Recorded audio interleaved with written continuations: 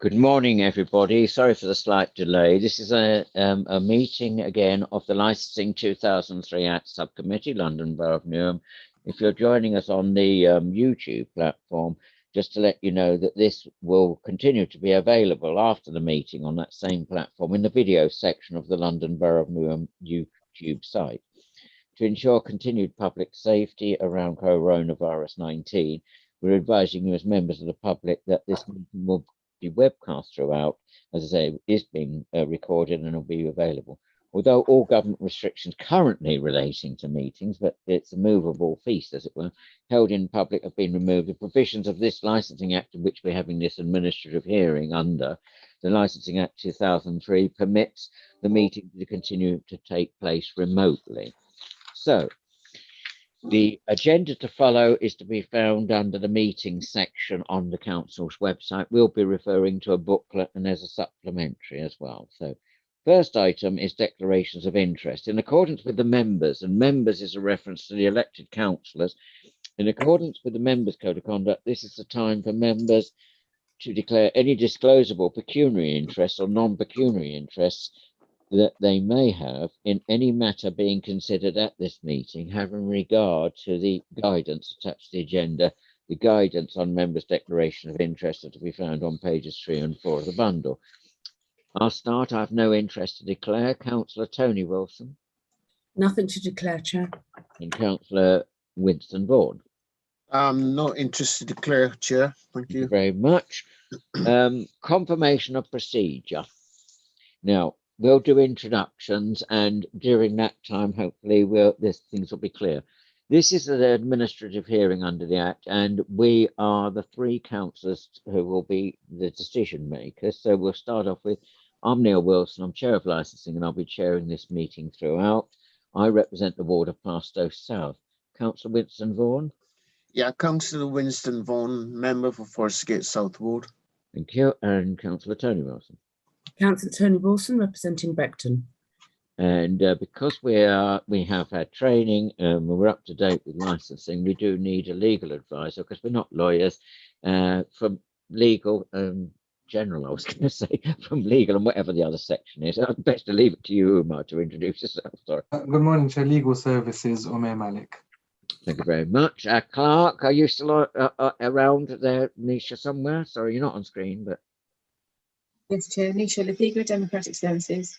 It's important that we judge our decision on both what's been already submitted, but also what's being heard today. So let's do introductions. John, you're the case officer, please. Yeah, John Chisley, London Borough of Newham Licensing, and I'm the case officer for this matter.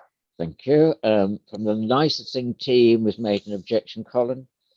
Colin Hunt, I'm the licensing officer making objections to the application. Environmental health, George. No, Ian. I get muddled up. These screens, I'm on two screens. Do apologise. Ian. Yeah. Ian McConnell, Commercial Environmental Health. Trading Standards. Now, George. I'll put it. George McDougall, Trading Standards. And from the Metropolitan Police, Connell. Connell Stoke, Metropolitan Police Licensing. Right. And the applicant, is the applicant able to join us yet, please? There's no one in the waiting room, Chair. Right. And the agents for the applicant, Fazal?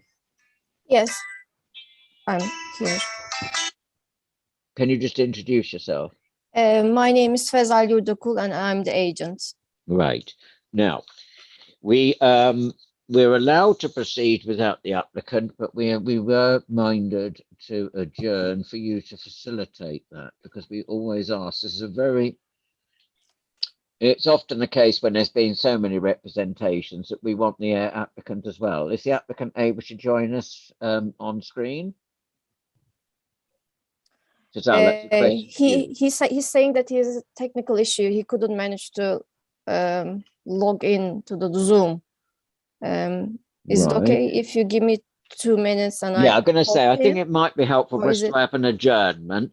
So the members of the public, this does happen, and particularly when we're having such meetings, there's always some technical problems. But we'll adjourn. Pauline, can you put up the screen and give instructions on how we'll go into our Yes, deliberation room with Umar and Clark, but can you give the rest of the instructions? Thanks. Yes, I'll give everyone a breakout room, and I'll just say that you've gone into private session, Yeah. and then I'll just wait for the clerk to let me know if you need to come out, or if the agent does come back out of the breakout room to update me. Just be mindful that you are live on YouTube, so anything you say in this forum is broadcast. So I'll open up the breakout rooms now. So just click the join button. And if you don't go into the breakout room, please mute your mics and videos. Thanks very much.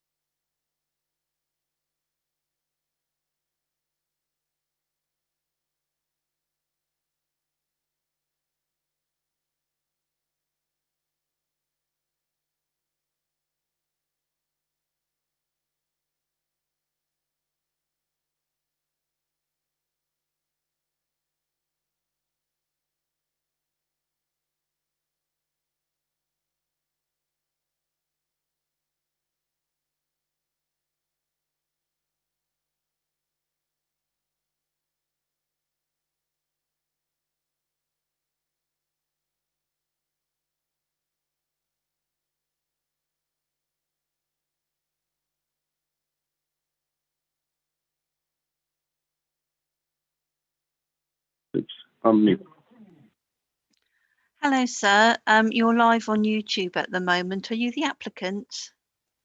Hi there. Yes, I am the one. Okay.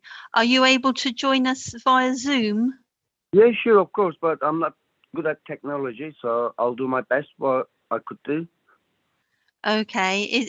Could you try and join again by Zoom because the panel would like to see you? Okay. What do I do? Like this. I mean, Do you have the one sec. Zoom link? What it is, my phone was messed up. My daughter broke it, so I got a new phone yesterday.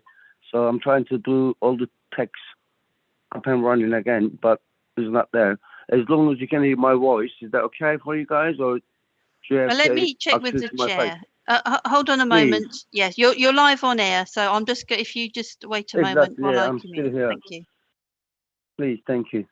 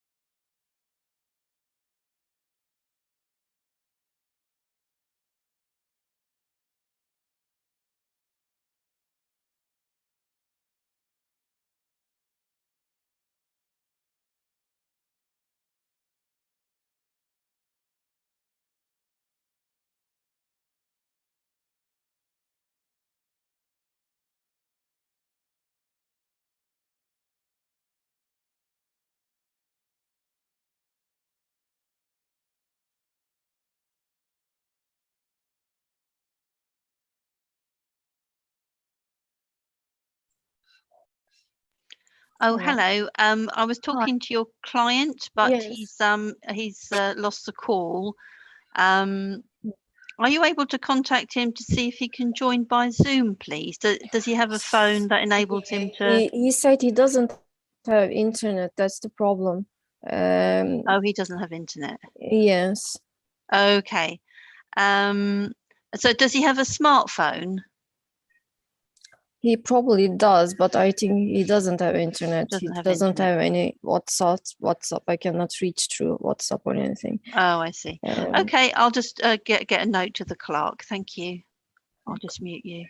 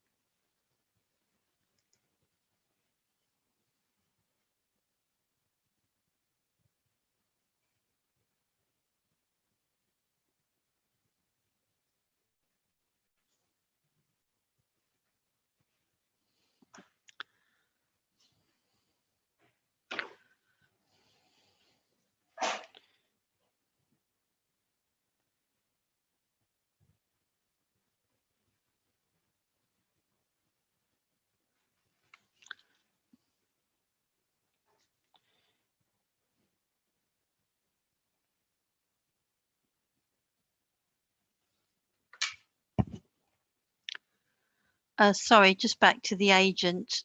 Is your client able to rejoin us by telephone?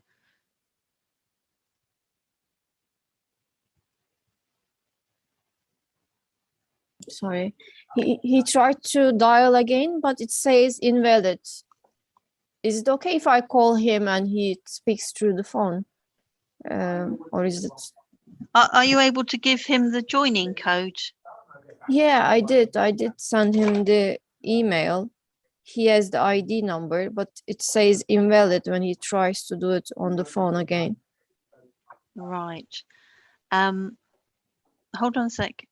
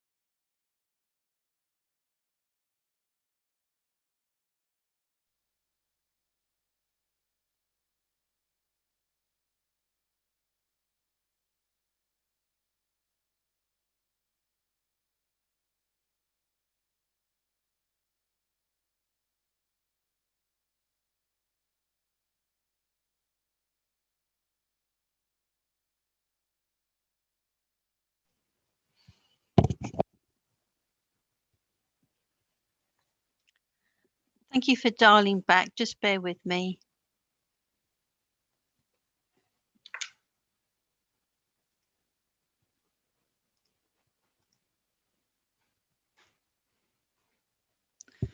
We're closing the breakout rooms now, sir, so the panel will be with you in a moment. Please bear with us.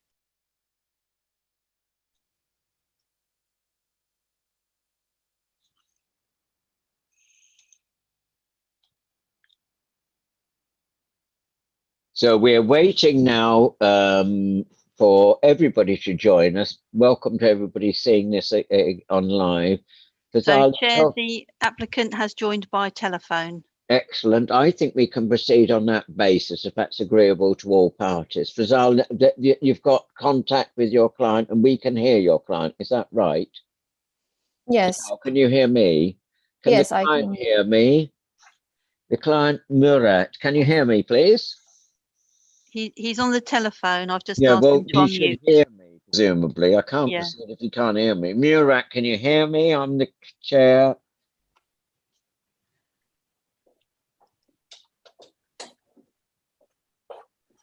Can everybody else hear me again while we're double checking? Yeah.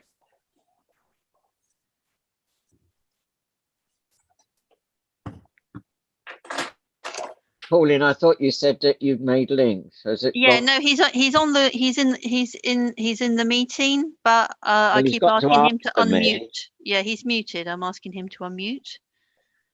Because we can't proceed without hearing him. Oh, where's he gone? Oh, he's unmuted. Can you guys hear me? Yes, Yep, is it sorry, I do Murat? apologize. Yes, sir. Grim? Can you hear Yes, me? sir, speaking. Yes, Right, sir. we'll need to proceed. You're having technical difficulties. This is not ideal, Same but here. as long as we can hear you and you can hear everything. Yep. Your agent is here, but we are minded to proceed because we need to ask you questions as well in this. Of course, yeah, sure, now no worries. opinion. Yep. Right, so shall we make progress, Okay. everybody? Is that all right? So I think we should do introduction again very briefly. I'm Neil Wilson. I'll chair this. I'm one of the three decision makers and I represent Plaistow South Ward, and this is in the ward of, I'm trying to see, Bowling Ward. Winston, Sure. please. Yeah, good morning. My name is Councillor Winston Vaughan. I represent the ward of Forsgate South. And Tony Wilson, please. So you need to come off mute, Tony. Councillor Tony Wilson representing Beckton. And then we're legal representative. We'll just do this very quickly for the benefit of the applicant who's had to join us by telephone. Umer? Good morning, Umer Malik, Legal Services. And you clearly Good know morning. your agent, and you know that Fazal's already introduced herself. The case officer who'll be talking very quickly, very soon. John, please. John Chisdet, I'm the case officer for this matter. Colin from licensing, who's made a representation. Colin Hunt, LBN licensing and making representation. Ian. Hi from, there. Commercial trade, environmental health. Sorry. In McConnell, Commercial Environmental Health. Trading Hiya. standards. George. George Denise, McDougall, Trading Standards. and Connell from Metropolitan Police. Connell Stud Metropolitan guys. Police Licensing. So throughout the hearing, we've obviously had a bundle. We've had a supplementary. That will all be considered, but we need everybody to hear everything. So if anything goes wrong, Sure. because we judge it on what's being said, answers to questions, etc. So the procedure is Sure. outlined. I'm talking to the outside world as well on YouTube, people following us. Sure. The procedures are that the licensing officer will present the officer's report. Sure. Members and references to members are the elected councillors who make the decision. Excuse me. We may seek clarification of matters in the report from the presenting officer. You, as the applicant, the responsible authorities may seek clarification of matters within the officer's Yes, report sir. from the presenting officer. We then move to the relevant representation, and I'll take them in the order that they appear in the bundle. Again, members can ask questions, the applicant and their agent can ask questions, and it's then your chance, sure. applicant, yourself or your agent to present the case. But we may ask questions of the applicant. That's why we'd like you to hear throughout. Sure. Ask questions of the applicant. Responsible authorities may ask questions of the applicant. And then there's some brief closing remarks. I think I'll stop at that. Sure. Because it gets too complicated when we move on. So it's agenda item 3, Friends Cafe, 749 Barking Road. John, to introduce the officer's report, which is to be found on page 7 and 8 of our bundle. Thank you, John. Thank you, Chair. Members of the Licensing Subcommittee are asked to hear and determine an application for a grant of a new premises licence for Friends Cafe, 749 Barking Road, E13, and any valid representations that have been made. An application for a new premises licence was received by the Licensing Authority on the 19th of July this year. It was advertised at the premises and the local newspaper in accordance with the regulations. A copy of the application is attached as Appendix A, pages 11 to 27.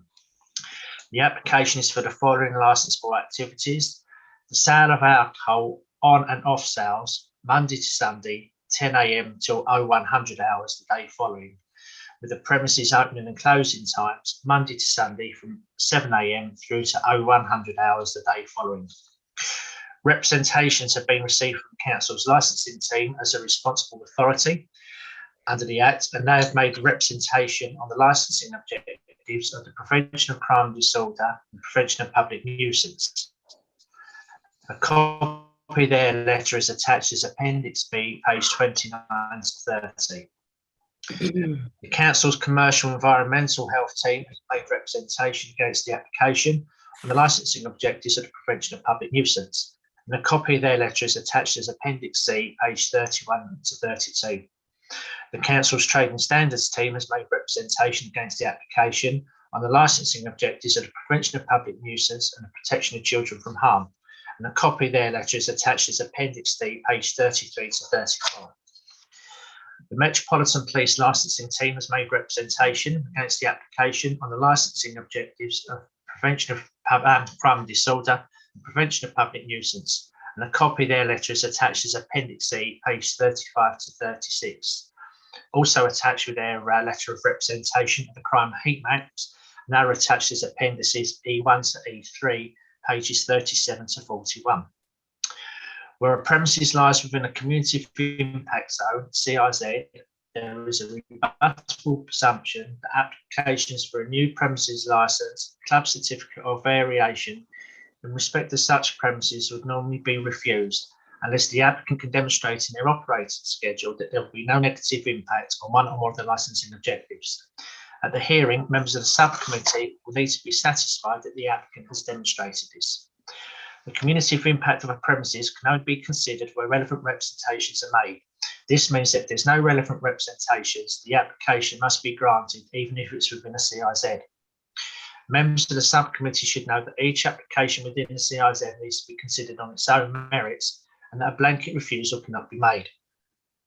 Whether the licensing authority decides to impose conditions on a licence, whether in a CIZ or not, such conditions must be appropriate and proportionate for the promotion of the licensing objectives, and conditions should be clear and unequivocal. The Secretary of State issued guidance to licensing authorities to which they must have regard in carrying out their licensing functions. Licensing authorities may only depart from the guidance if they have good reasons to do so. This premises does fall within the CIZ, and the map of the East Ham and Green Street CIZ area is attached as Appendix F, page 43. The premises has not had the benefit of a licence in the past. A plan of the premises and the surrounding area are attached as Appendix G. Sorry, you can't interrupt. Sorry, I interrupt, but this used to be Liberty's wine bar. I lived there 25 years. So what am I arguing about to getting a license? He's telling about police, and you got bowling pub right next to you. Sorry, sir, you can't interrupt at this point. Okay, I do apologise. Go on, let him finish. Go on, let him read his paper. Yeah, and we can ask questions. You have a chance after all the representations have been made to present your case. I do apologise. I'm just getting. I'm having difficulty myself. I'm having difficulty myself, John, with hearing. This used to be a pub. No, sir, I'm going to interrupt. I'm trying to get a license for a pub. Sir, never mind. Go on. We're on I do apologise. the agenda item where the officer presents. I'm having difficulty with my own screen and my other laptop as well. I'm Thank you, trying sir. desperately. Thank you, thank you. So can you Thank you. please Same bear here. in mind not to come in again at the Okay, I moment? do apologize. Oh, Right. okay, thank And you, I sir. can't see you, you see. John, can you proceed on that basis? And I'll try and keep myself on mute for a minute. Yes, Chair. Plan of the premises and the area are attached as Appendix G and H, pages 45 to 48. As you stated earlier on, there is an addendum to the report, and members and the objectives have all seen sight of that. And it's a covering letter from the applicant's agent, where the applicant is now withdrawing the sale of alcohol after 11 p.m. So the hours that are applied for now for the sale of alcohol, the new proposed times of 10 a.m. till 11 p.m. 7 days a week. And there is a list of additional conditions. Members of the subcommittee are asked to hear the application, the representations, and to determine the application. And that concludes the report. Thank you very much. Sorry, I've had one laptop go down in during this and No, breaking up. I can imagine you're a busy man. Chair, I've had a message from one of my colleagues. I thought it was just me. We had difficulty hearing you, John, to be honest. You were going in and out, and I thought it was my laptop. The other one's gone off. So I can only apologise. I think because of the storm that we had up here yesterday, it's affected the I was going to say the same thing. Yeah. Weather. Yeah. Okay. Now. Weather. Yeah, exactly. So, sorry, you're on a phone and I can't see you, but you mustn't keep interrupting. I'm sorry, I have to be very strict about this. So, any questions? We're now on questions to the report. Anything from Councillor Tony Wilson?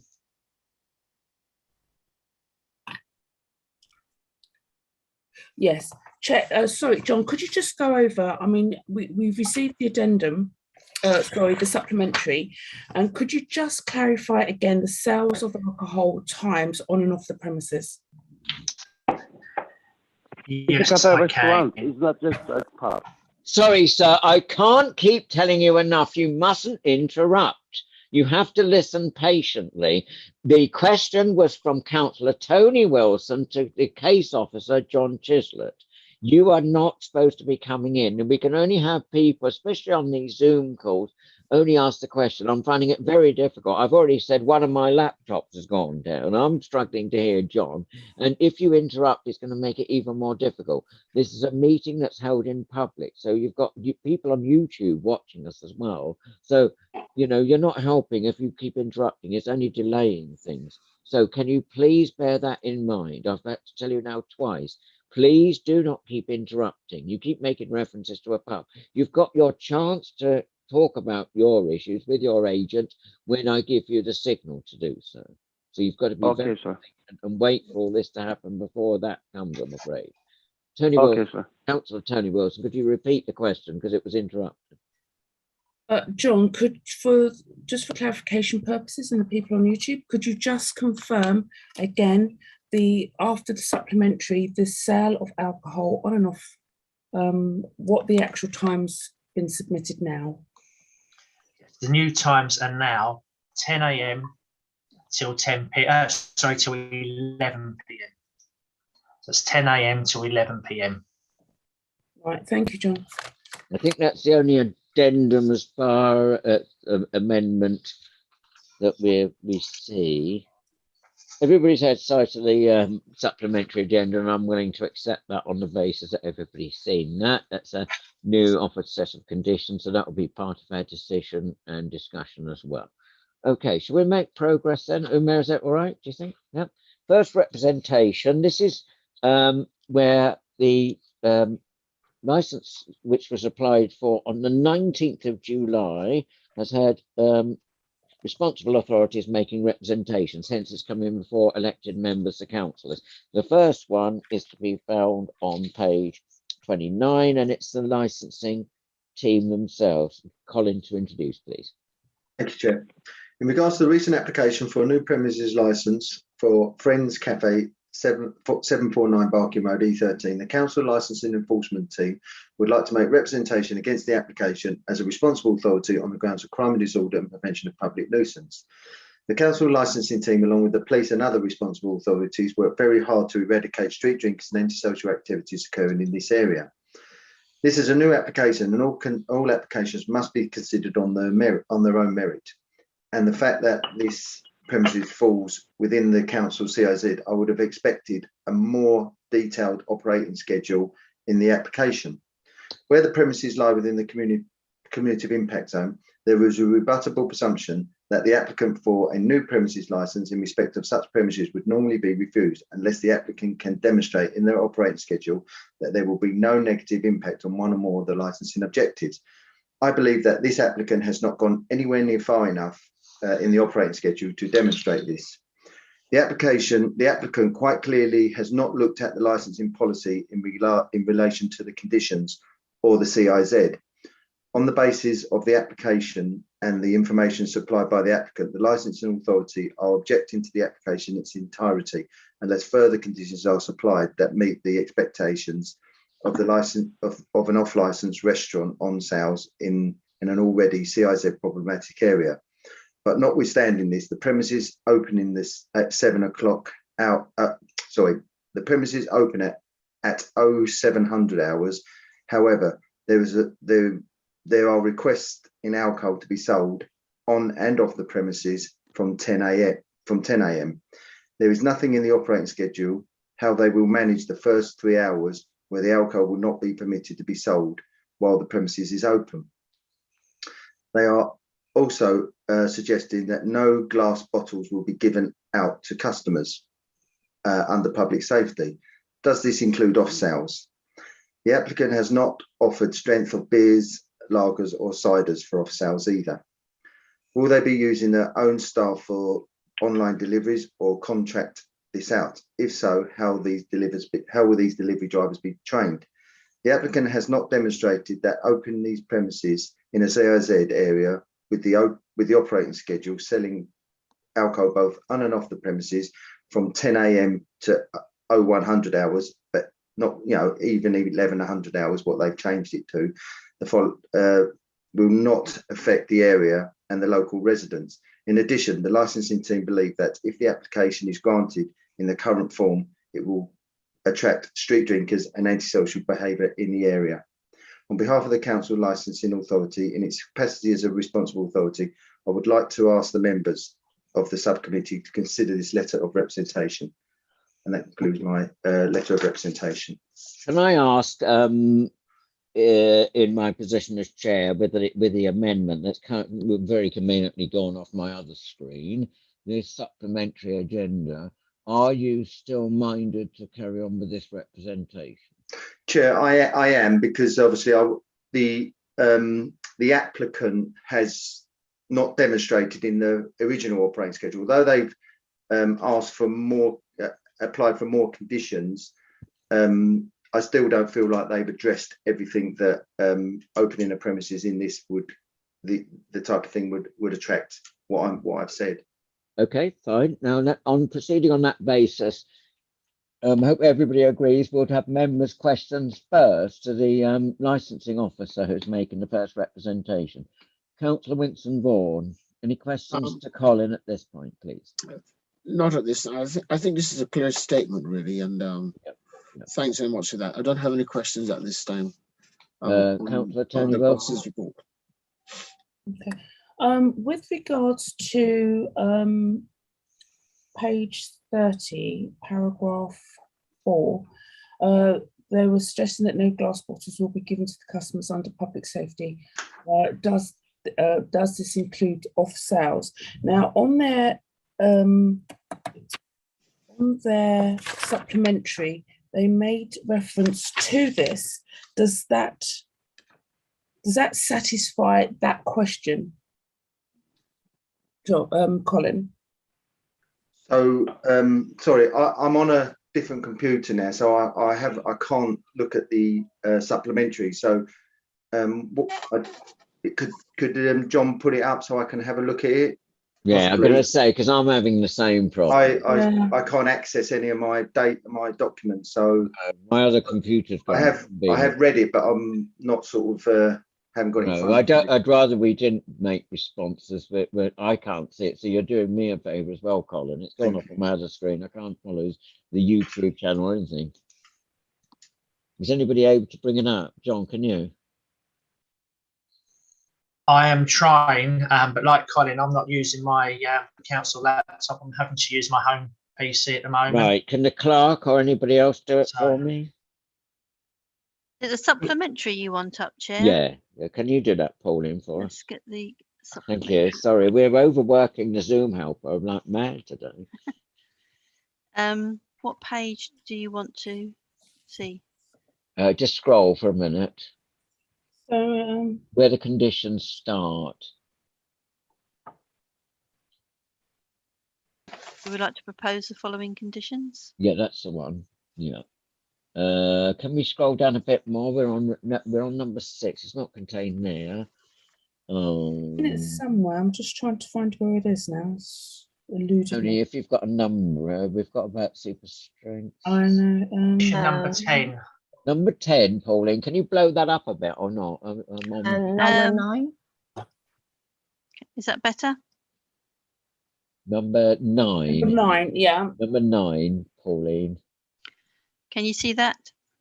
Yeah, excellent. So it's quoted as all sales of alcohol for consumption off the premises shall be in a sealed containers only with takeaway food orders. So do you have a comment at this point, Colin? That's just a standard condition for a takeaway anyway. They have to be in sealed containers. Yeah. Right. Okay. And the applicant has not offered strength or beers or lager ciders for off sales. And number 10. No super strength beers, lager ciders, or spirit mixtures of 5% or above shall be sold. Again, is it off sales or on sales? Yeah. Is that all off sales? And or spirit mixtures? What does that mean? I don't understand spirit mixtures. Cocktails. So no, sorry, sir. I keep telling you, you do not interrupt us. I'm getting very annoyed with these interruptions. We have to have a clerk. We're on several different screens. You've already heard we've got problems reading this. So you're not helpful, to keep interrupting us. You've had chance to present your case in a moment, but not while this question is going on. You can clarify or your agent can.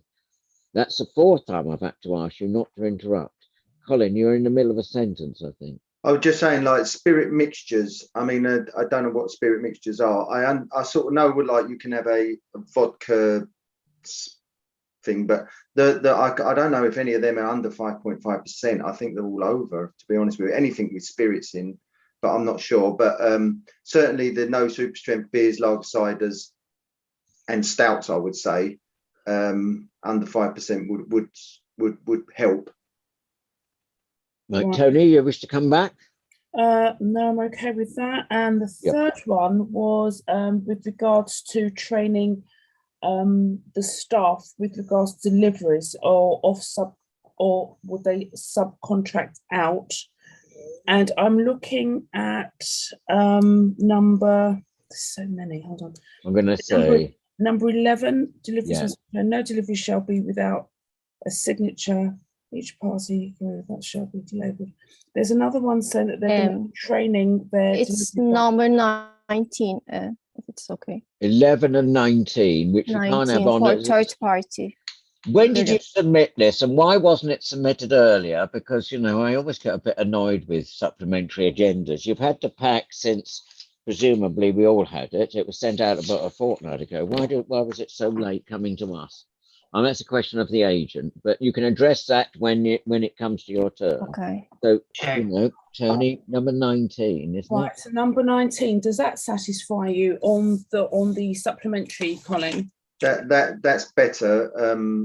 Let me just read upon request. Yeah, I mean, and obviously it needs to be checked as well by police and local authorities. All right, we'll come back to that later. Thank you. So, thank you very much. So, John Chislett.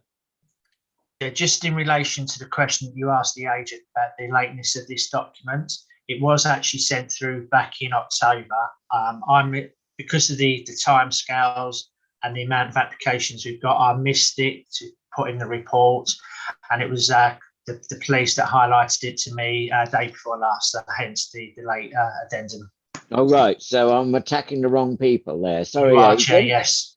Sorry, agent, I take it all back. But you can see it's frustrating to have one computer go off. Your client's on a telephone link and he's finding that difficult. I've had one laptop go off and John's on the, we can't hear him always. So we're struggling a bit, Fazal, but thanks anyway for that clarification. Thank you. Right, we're still on questions to the licensing team. Yeah? Chair, shall I stop the share? Or... Is that all right? Can we stop the shared screen? Is that all right, everybody? Yeah. Thanks, Pauline. Okay. Can everybody hear me all right still? I'm so worried about that one computer's gone down. Okay, Tony, you wish to come back? No, I'm just saying I can hear you. Oh, right. Oh, good. Yeah. Now, in terms of your statement, which is on paragraph 4, page 29 column, we're clearly within a cumulative impact zone. We're clearly operating under the rebuttal presumption that applications would normally be refused unless the applicant themselves give their chance at the end of all the representations. Are you still standing by the statement that the applicant has not gone anywhere near far enough, even in the operating schedule as amended, to demonstrate the rebuttal presumption? I think when the application's put in, I mean, obviously, when an application is put in a CIZ, the applicant or the agent should understand about the CIZ. So that's the reason I put the letter of representation, because obviously the application didn't, satisfy anything that I would expect from an application. However, obviously, the applicant's agent or the applicant has obviously read mine and the other responsible authorities' letters and taken heed of the issues that surrounds this area, and opening the premises, selling alcohol late into the night and early in the morning. So that is welcome, but obviously that was an afterthought, and I would still like the applicant to demonstrate that they do understand. That's why I didn't withdraw my letter of representation. Thanks very much. Yeah, thank you. Uma, shall we proceed? Yeah, Winston and Tony, we're all happy to proceed. Thank you very much. Indeed, yes. So we'll do the next one. This is Appendix C, and I'm trying to be efficient because I've got one paper and one laptop off, as I keep telling everybody. So bear with me as well now. On page 31, and this is from the page 31, page 32. This is from Ian, please. Thank you. Thank you, Chair. The Commercial Environmental Health team is making a representation with respect to this application in relation to the licensing objectives of prevention of public nuisance. Premises lies in one of the council's designated cumulative impact zones, as detailed in the licensing policy of March 2020. As such, there is a requirement to comprehensively demonstrate there will be no additional impact on the local area in terms of the 4 licensing objectives. Prior to this representation, I visited the area on the 11th of August this year. Premises was closed for refurbishment at the time of the visit. Nearest residential premises are above this and the adjoining premises. The applicant is seeking a license for on sales of alcohol every day, 10 a.m. till, we know that's been amended now till 11 p.m. There's been one complaint of noise from this premises in the last 6 months. On the 30th of June this year, complaint was received regarding loud music from early in the morning until late at night, and alleging the rear garden area was being used for parties. The applicant in section 5 describes the premises as a cafe shop, goes on to say they would like to sell alcohol with a table meal. The applicant has not proposed that as a measure they intend to take to promote the licensing objectives. The applicant has also withdrawn late night refreshment from the application. Consequently, at the time it appeared that the applicant intended to operate the premises as a bar until 1 a.m. Obviously, that's now changed. The applicant proposes to prevent public nuisance by putting up a sign asking customers to leave the premises quietly.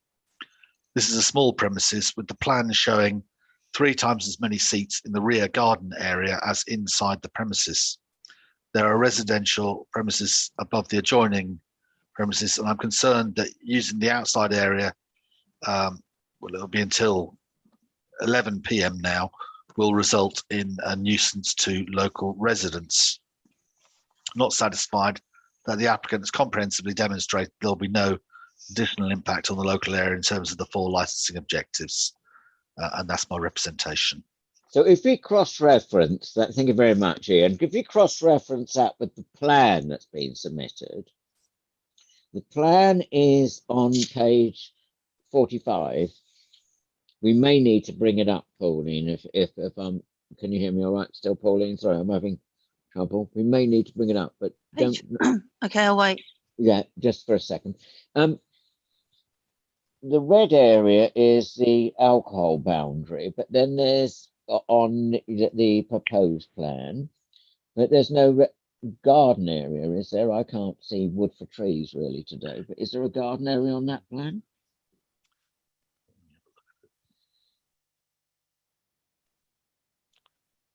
Sorry, I can't seem to find the plan now. Yeah, we're all having difficulties. Yeah.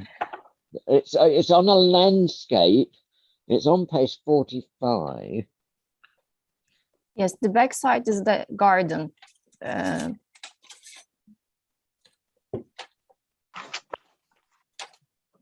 it would be helpful if it was described as a garden. Where does the garden start on the proposed plan? I think you do need to bring it up, Pauline, sorry. We're on page 45. If we can have that on the screen, because we may need pointing. Is there any way we can make it any bigger or not? Sorry. Don't worry if we can't.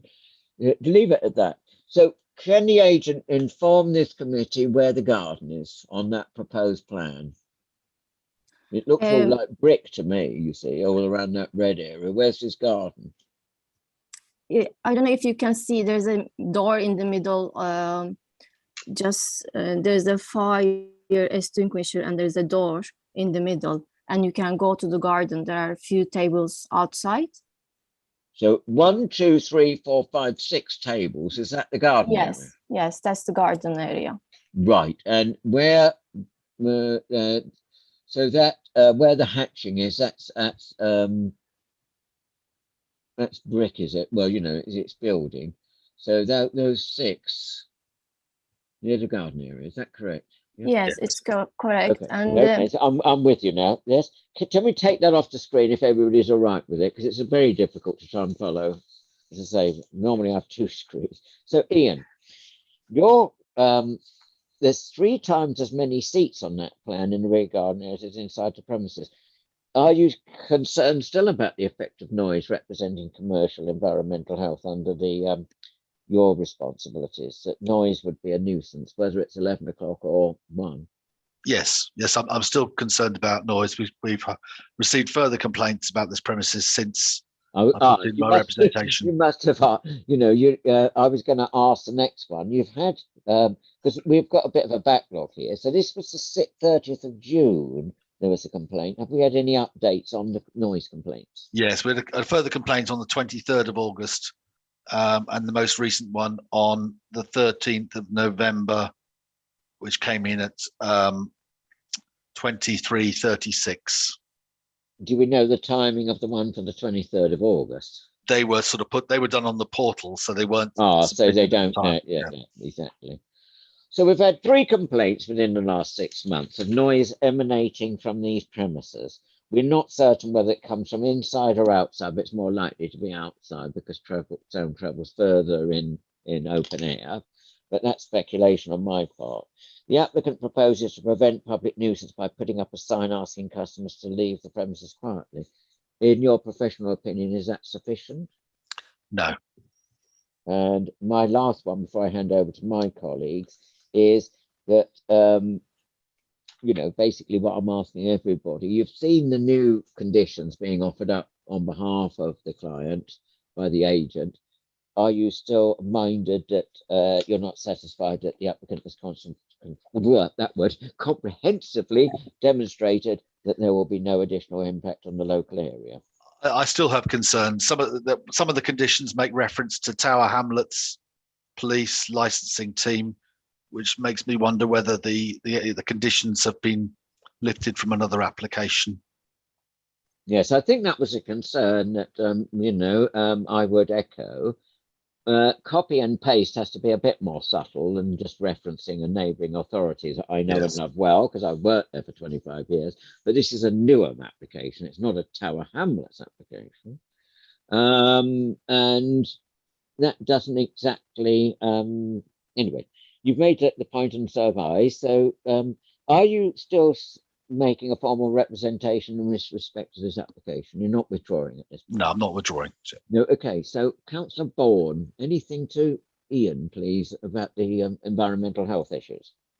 What I want to understand is, now the report from the licensing officer stated that this is a request, an application for new premises license, right? And it's meant to be a CAF with a takeaway facilities. Now, you went to see the premises, George, and what is your view? No, Ian, we're on Ian's. Sorry, Ian, sorry. Yeah. What is your view? How do you view the premises? Because I think we heard that, and I don't know if you can take this as evidence, that it's a pub. Yeah. No, that was a reference to the Bolin pub, which is the other side of the Green I think he said he's renovating a pub. No. Did he? No. I think there's a pub close by, yeah. The pub close by is the Bolin, but that's on the other side of Green Street. This is on a parade of shops. So this is purely going to be a CAF then, is it? Yeah. Well, this is what we need to tease that out, Winston, with the applicant and their agent. When you visited, Ian, sorry if this is helpful, Winston, but please interrupt if I'm not getting your gist right. When you visited, was it your view that it was more a cafe? I think it's probably during the day it's going to be more of a cafe, but I think there's a danger that in the evening it'll become more of a bar. That's my concern. Sorry. Well, yeah, that's what I wanted to find out. Yeah. Okay. Yeah. We can hear more from the applicant on that one. Yeah. Okay. Yeah, exactly. Thank you very much. Thanks very much. But that is a good point to clarify because it's another add to confusion. But the agent and their applicant can address that. Tony, do you have anything at this point? Just a quick one, Ian. With regards to the 3 complaints made on the 30th of June, 23rd of August, and 13th of November, was there any action taken? Was there any officers that were sent out, or was it just reported and recorded? Letters were sent, but we don't have any sort of any response team at the moment. So no visits were carried out to investigate. Okay, and on the letters... Sorry, Tony, just on that, just to clarify. So the applicant or their agent was aware before this hearing of noise complaints? Yes, there will be, yeah. By writing or letters or emails? Let me just check. Yeah. Sorry, Tony, I want to labour this one because I think it's, if that's all right with you, is that okay? Yeah. I will not use this phrase drill down because I'm not exploring for oil. I don't know why people have to drill down in an ongoing continuous arrangement committee. Yes. Letter was sent to the premises on the 30th of June in relation to the first complaint. And I spoke to the owner of the cafe on the 5th of July about the letter. Let me see if there's been any further communication.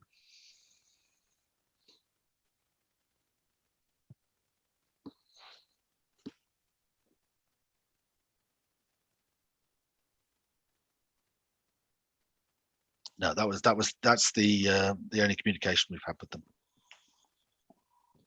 Tony, anything further? Yeah, and I know it's going back, so I mean, you probably won't remember, but when you spoke to him on the 5th of July with regards to the letter, you spoke to Murat, is that correct? I spoke to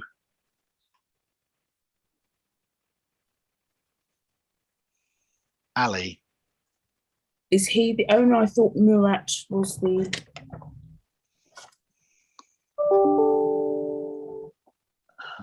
I thought Gave Murat. his name as Ali, and I spoke to him on a mobile phone. I'd probably have to clarify with the applicant. Maybe a member of staff. Okay, that's fine. And what was the outcome of that conversation? Yeah. Well, I advised them to keep any the volume low of any music, and they agreed. Right, and that was in June. Yes, that's correct. And then thereafter, there was 2 more complaints made. 2 more complaints, yeah. Lovely, thank you. And followed up by letter. Yeah, exactly. Now, I just had one more, and it's arising from the questions from my colleague.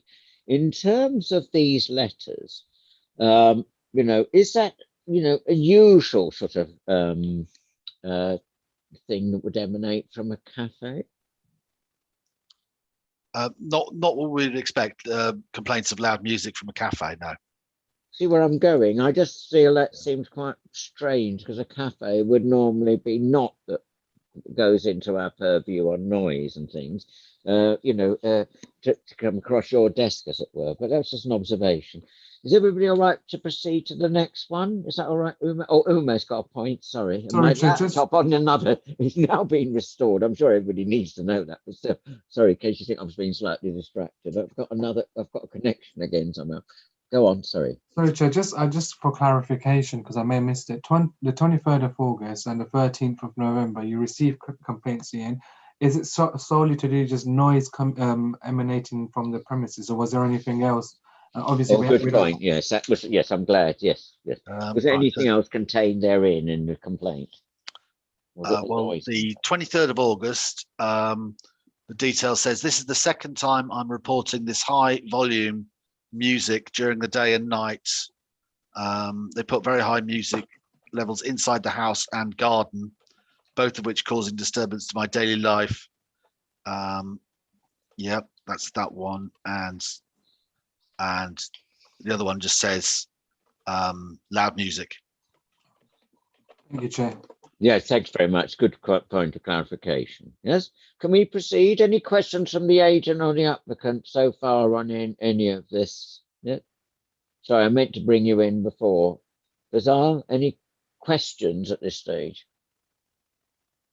No questions. Just no, I think I thought you'd indicate if you wanted to come in. You were allowed to ask questions, of course, and then you'll present your case after all. Is there any questions for clarification like we're asking? No questions. I don't have any questions. No, okay, thanks. But that I have to give you that right, of course. That's to make it fair to all parties. So shall we go on, if that's all right, everybody, to the next one, which is trading standards. Is that okay to proceed? Yeah. So, George, thank you. And you're on page 33 at Sequendum. Thank you, Chair. The following representations are made on behalf of the Local Weights and Measures Authority as a responsible authority under the Licence Act 2003.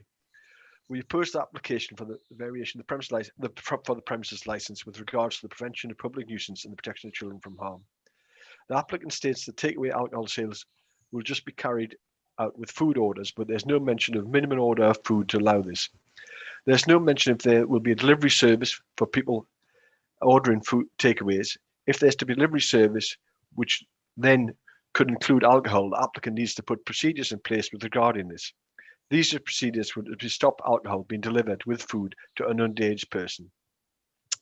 The applicants also stated they would like to sell alcohol with a table meal, but they have not applied for a late night refreshment license, but wish to sell alcohol till 1 a.m. Now, this has been that paragraph has actually been solved by the change of the hours, so it becomes irrelevant.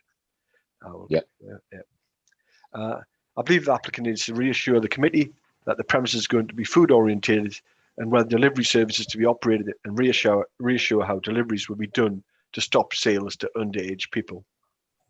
Are you minded to also have a view on whether your statements is sufficiently addressed by the new revised set of conditions in terms of food orientated I think that delivery service. there's a bit of confusion in my mind. I don't know if that's correct. That while it says on 17, all drivers will be trained on the sale of alcohol, and training records will be kept at the premise. If they're using, they do mention a third-party carrier later on, and they will be instructed to provide an age verification service. I don't know what record. It doesn't mention keeping records that is true, and obviously, right, a record of who goes out with the food would be to check that, because if there's 3 people trained and then a 4th person is used as a driver, we wouldn't know that. So, thank you. Yeah. Thank you. Councillor Vaughan, anything at this stage? Sorry, Winston, can you hear me? Any questions? Oh yeah, I was on mute. Sorry. Sorry. Not at this It's one of those meetings, everybody. Yes, yeah. Go on. Sorry. Okay. Do proceed. We're on questions from you to George. Can you hear us all right, Winston? Yes, I said I have no questions at this time. Oh, sorry. Right. Yeah. Okay. Councillor Tony Wilson. No questions, George. Thank you. Anything from the agent at this stage? No, thank you. No Okay, question. shall we move on then? Unless, Uma, you reckon to stop me again, but you're very helpful, putting a block on my enthusiasm for progress. Because one needs... So ready to move on. Right, so Appendix E is pertaining to the last representation. Last but not least, from Connell Macaulay, I was going to say, I'm making up name. Connell Stoat. Sorry, I've got your surname wrong. How many times have I done that? Only the once, I hope. Connell, please. Thank you, Chair. On behalf of the Commissioner of the Metropolitan Police, I wish to object to a new application for a premises licence for Friends Cafe, 749 Barking Road, E13, 9ER, on the grounds of the prevention of crime and disorder and the prevention of public nuisance. You've already heard the hours and the fact that it's in the cumulative impact zone. And I would agree with the comments of that Colin made earlier on, that that the criteria that the applicant must meet to demonstrate that it won't be there will be no additional negative impact on the vicinity of the terms of the 4 licensing objectives has not been met by way of the conditions that were initially proposed.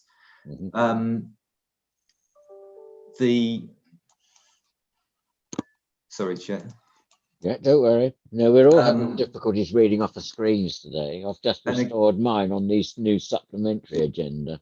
And again, the concerns raised, I think, by Ian and Colin, by all 3, in the section 5 of the operating schedule, it's described. It is a cafe shop. We would like to sell alcohol with table, meal, and takeaway sales. Will be done with food orders. I would share, Colin, all of the concerns regarding the way the premises will operate during the day as a cafe, but potentially in the evening as a bar. So I'd like the applicant to clarify that. Some of the concerns that I've raised have been addressed. Certainly the CCTV condition, incident and refusal book conditions, and challenge 25 conditions are acceptable to police.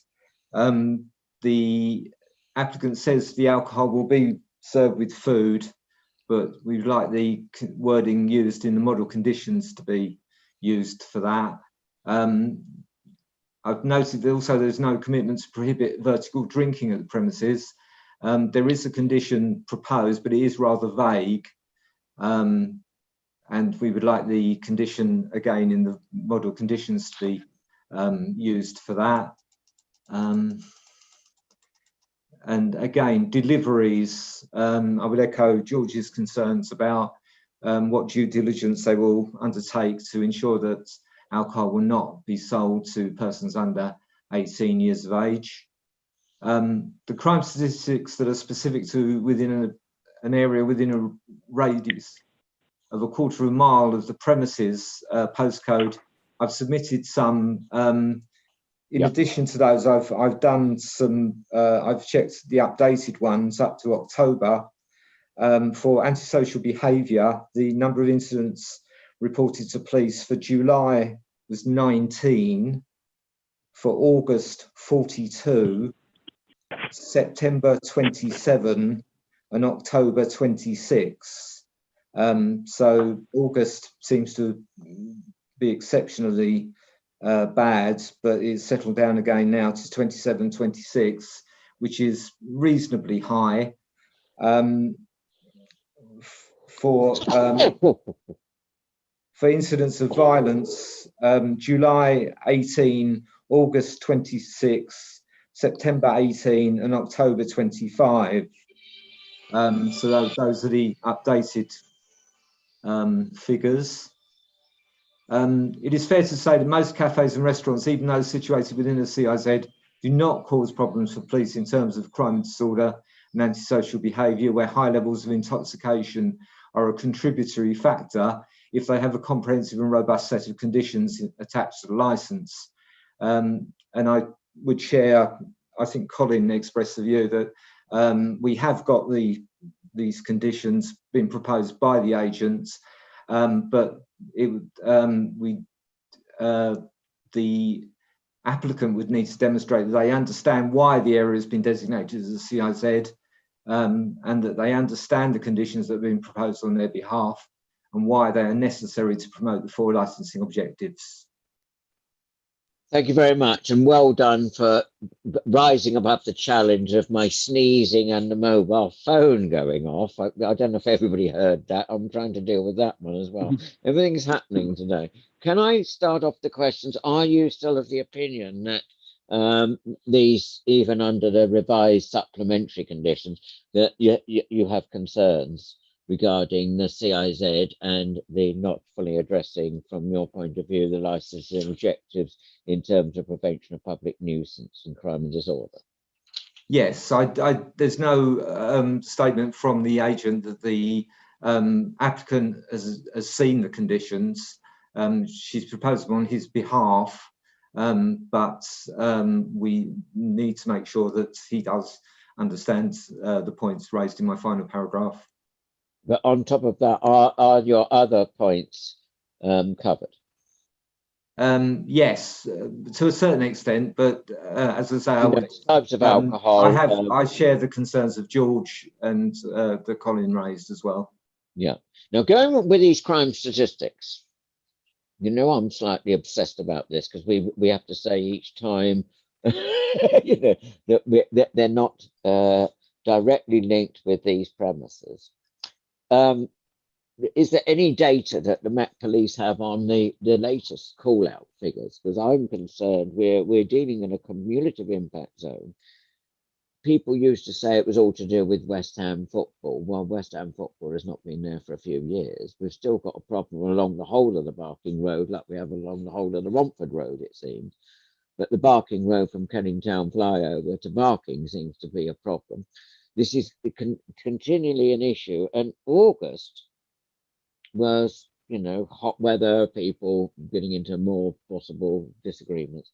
Your definition was very helpful, by the way, and I commend you on that, where you say, I'm sure it was your rep, about the definition of antisocial behaviour. Yep. Yes, Chair. Groups of street drinkers congregating wouldn't necessarily be reported to police. You know, but it may still be detrimental, have a detrimental effect on the quality of life and you know, of the local residents. Yeah, because you know, in terms of where we're going with my question, we have a situation where we are very careful not to make a causal link, correct, Umair, between premises, but it's within the context of a community of impact zone, and the definition of antisocial behaviour under the Crime and Policing Act 2014 gives a meaning as conduct that has caused or is likely to cause harassment, alarm or distress to any person. is it, in your opinion, the conduct capable of causing nuisance or annoyance for a person in relation to that person's occupational or residential premises? I think that there may be a perception in the general public parlance that antisocial behaviour has to be slightly more aggressive than that, but it's quite a low threshold, isn't it? You know, in terms. Yes, it is. It can be, for instance, if you have a group of street drinkers or people congregating in an area, a woman with a child or something like that may need to, you know, pass them and may feel intimidated by that. So even something like that. Yeah. And that has happened, you know, when the football ground was there, people were being marched all down the road, and people in buggies and all the rest. I have lived there, very close to this, but not quite on this particular road. But people have moved out of the way in order for children and buggies to go in. It's safer to go in Green Street or Barking Road than actually be on the pavement, because sometimes people feel intimidated. It's a perception as well, Connell, I'm trying to dwell on here. Yes, it is. With the letter of the law, but antisocial behaviour is quite a comprehensive definition. Yes, that's right. Yes. Yeah. Anything further on that point, Tony? I see you were indicating now. Sorry. No, sorry. No, I'm just listening, reading. Was there anything further on Connell's representation, Tony? Yes, definitely. I thought there was. I thought that, you know, I didn't want to dominate this. Sorry. No, it's okay. With regards page 37, and we've got the heat maps. Would you like just to run through that quickly with regards to the various different colour spots where they are and how that is impacting on the area? And if it's possible for someone to bring it up. Yeah. Sorry, Pauline. We're working you hard today, Pauline. I know John Chislett's got in before me. Oh, right. Good. Thank you. Yes, the red mark is where the premises is situated. The light blue area is the quarter of a mile radius, and the blue you will see just around the dark. There is a dark, slightly darker blue area that indicates that there are issues with antisocial behaviour in that immediate area. The green ones just to the left and down a bit indicate with the green again, it means that the incidence of antisocial behaviour is higher in that area. And then to the right and up a bit, the area with red shows that that is an area with quite serious levels of antisocial behaviour. Right. In terms of reports to police. Okay, thank you. Sorry, can we keep that one up, Pauline, or somebody that went off a bit quick? Sorry, Tony, had you finished on the heat maps? Yeah. It was a question arising. If we just, it doesn't matter which one. You've got May up. Can we just focus on that one? If we're looking at the premises, that's the one with the red sort of golf clubby thing, or whatever it's called, golf tee. Yeah. You've got within walking distance, or in the case of street drinkers, staggering distance, or spitting distance, or urination distance of any premises, you have a heat spot over the Priory Park area where people have been congregating. You know, one would almost say ad nauseam since I've been on this council. But also where it's got, you know, the more southerly one in Goddard Veterinary Group, Glasgow. Is that correct? That it's the intensity of those red would say that they're heat spots, Connor? Yes, they're the areas where there's been the most reports of incidents. Yes. Yeah. And Tony, sorry, it's your set of questions. Sorry. Yeah.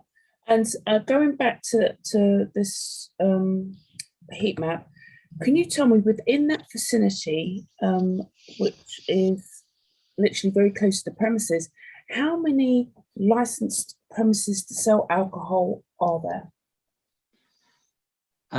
There's the Bowling on the corner of Green Street and Barking Road. There's the next off license, I think, is is further up Green Street towards the old football ground.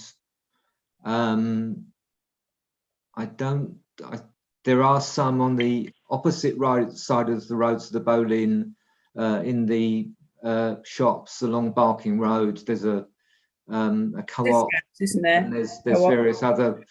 I think there's a couple of other off licenses there.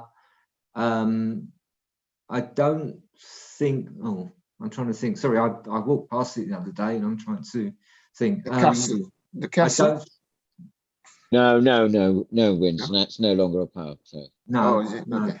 I don't think there's any on that side where the premises, the row of shops where the premises are situated. I don't think there's any that side. And the next one is further down Barking Road on the opposite side of the road, at the junction with the next road.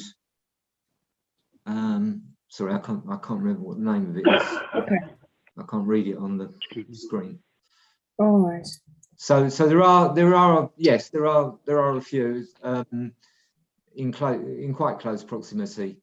As I say, I should say, just to be fair, that as the chair alluded to, none of the reports were connected to this premises. No. All right. And my last question is on page 26, paragraph 1, 2, 3, 4, where you say the applicant agent states that the for online deliveries, the drivers will be trained on the sales of alcohol, and they will be asked for ID at delivery. Only credit card payments will be accepted. Can you elaborate on why you still have concerns with regards to credit card payments in relation to our youngsters in Challenge 25, please?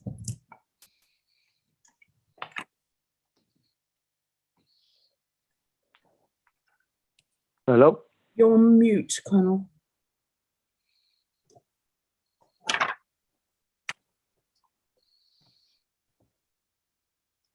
Sorry. Colonel, did you get the question? Sorry, did you get the question? Yep. Yeah, I did.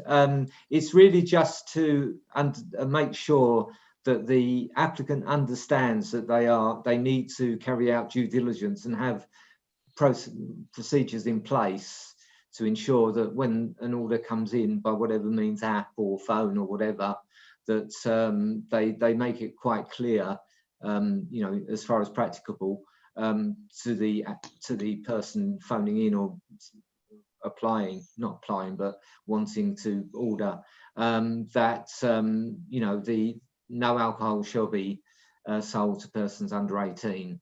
So it's just really it's staff training really, to ensure that no breaches occur.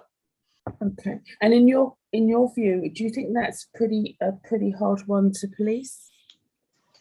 It is, yes. I mean, it tends to be, reactive rather than proactive. But it is, yes. But it's really, as I say, to make the applicants think about what they're doing and to take measures as far as practicable to ensure that doesn't happen. Right. Thank you, Chair. Thank you, Conor. I'm going to be a bit persistent with this one. Is the credit card or debit card sufficient when there might be an impersonation by somebody under the age of 18 anyway? So misusing a credit card of a friend who might be older than them and being gift supplied a PIN number or whatever. You with me? Yes. There's no guarantees within that. That doesn't actually, it doesn't add to the sum. It doesn't actually detract, but it's not necessarily a guarantee of in the same way as an ID card or something. No, to be honest, you cannot be certain about that. You have to.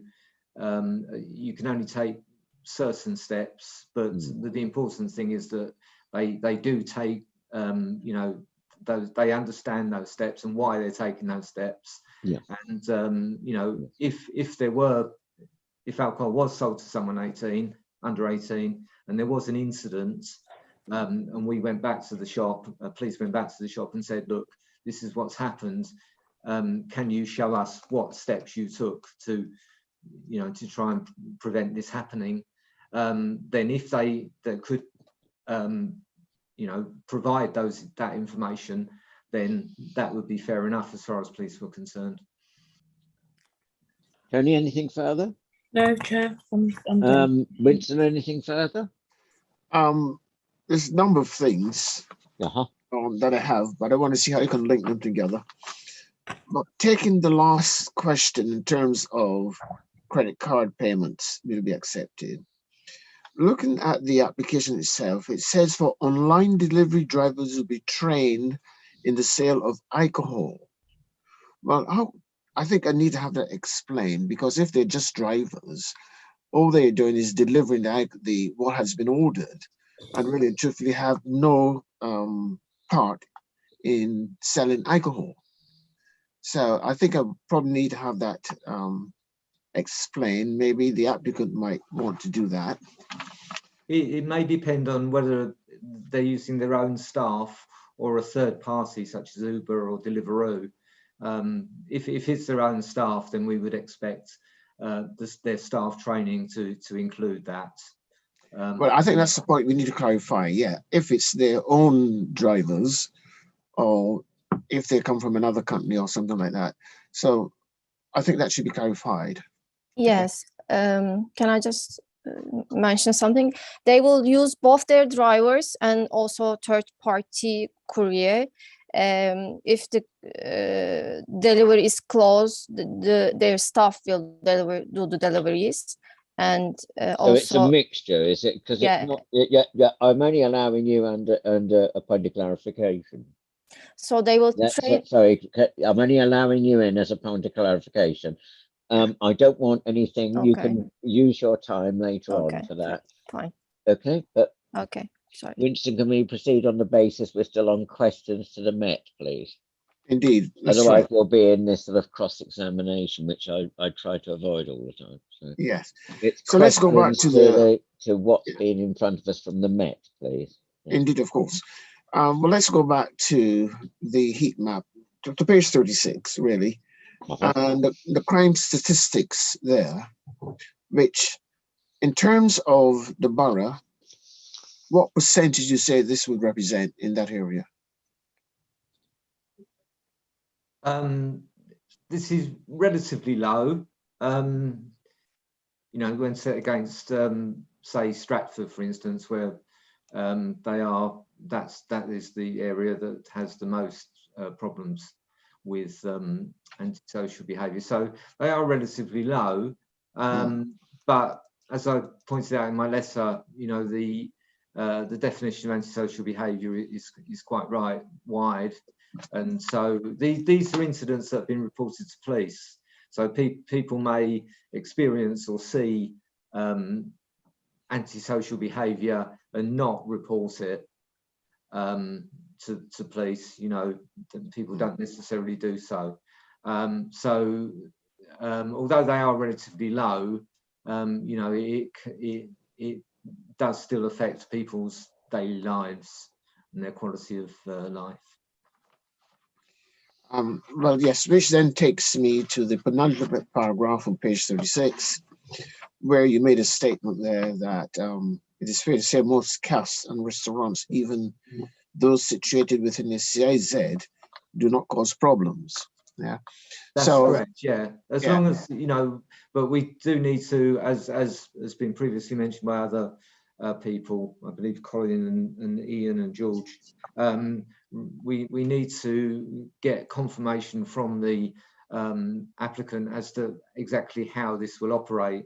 I think someone mentioned about having concerns about being a cafe during the day, but then reversing to being a bar in the evenings. And you know, one of the conditions that's been offered up is that alcohol will only be sold with food. But I believe cocktails have been mentioned as being, or spirit mixtures have been sold, mentioned as being sold there, which isn't something you would have with food. So that needs to be clarified. Yeah, okay. Well, thanks for that. But which draw my attention to the actual license application where it says sale of alcohol on or of sales only. See, so that now creates another question here, because if it's going to be takeaways and if drinks is going to be served with meals, I think one is minded to consider that this could be an off-license facility as well. Do you think so? Well, I think it does say that alcohol will only be sold with food, which and someone else mentioned, I think George mentioned, about whether or not there will be a minimum order, you know, a minimum order or a minimum price employed to ensure that people don't just buy alcohol, you know, don't just buy a small amount of food and a large amount of alcohol. You know, we would need to prevent that happening so that it doesn't operate purely as an off license. Okay, thank you very much. Thank you, Yep. Chair. Yep, Thanks thank you. again. Any further questions at this point? Shall we make progress? Yeah. Go. So we're now at the stage, we've heard all the representations. It's now for their agent and the applicant to make their case. And bear in mind, you know, we've got your supplementary, we have read, so there's no need for us, you know, to read paragraph by paragraph.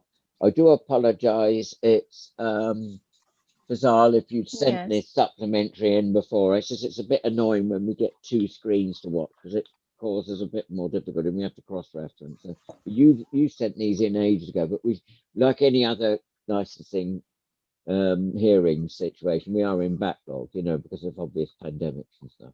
So anyway, so please assume that we've all read your and it's been referenced already, the supplementary bundle, and in that context, over to you. Thank you. Okay.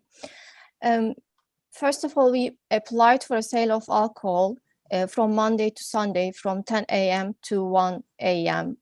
Yeah, but you see, you're already doing this was doing what I'm saying. I don't want it all read out. Am I?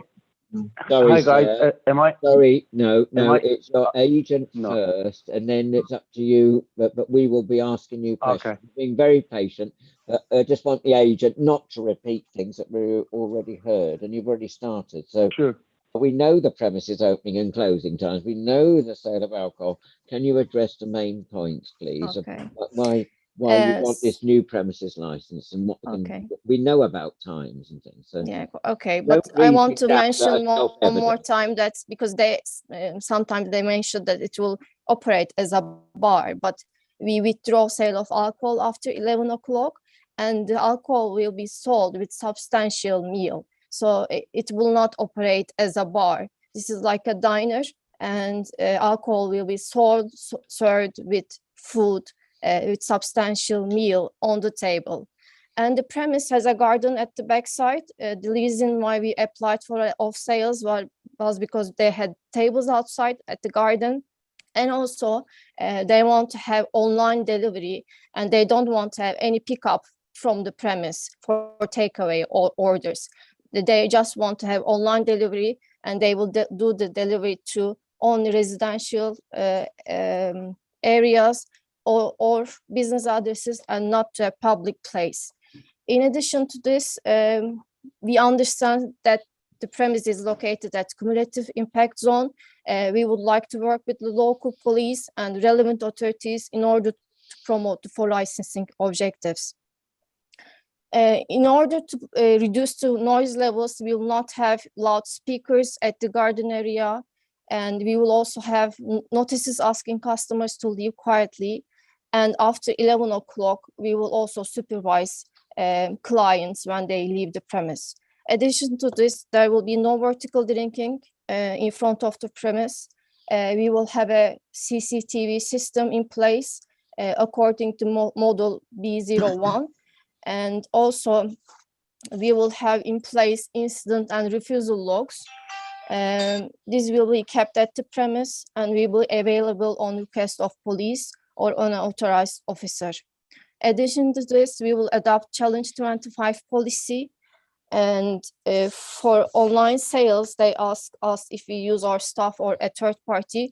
We are planning to use both of these, our staff and also a third party company.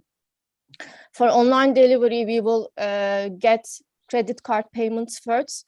And when we deliver the products, our staff who are trained will ask for ID. And if they cannot see an ID, they will retain the products.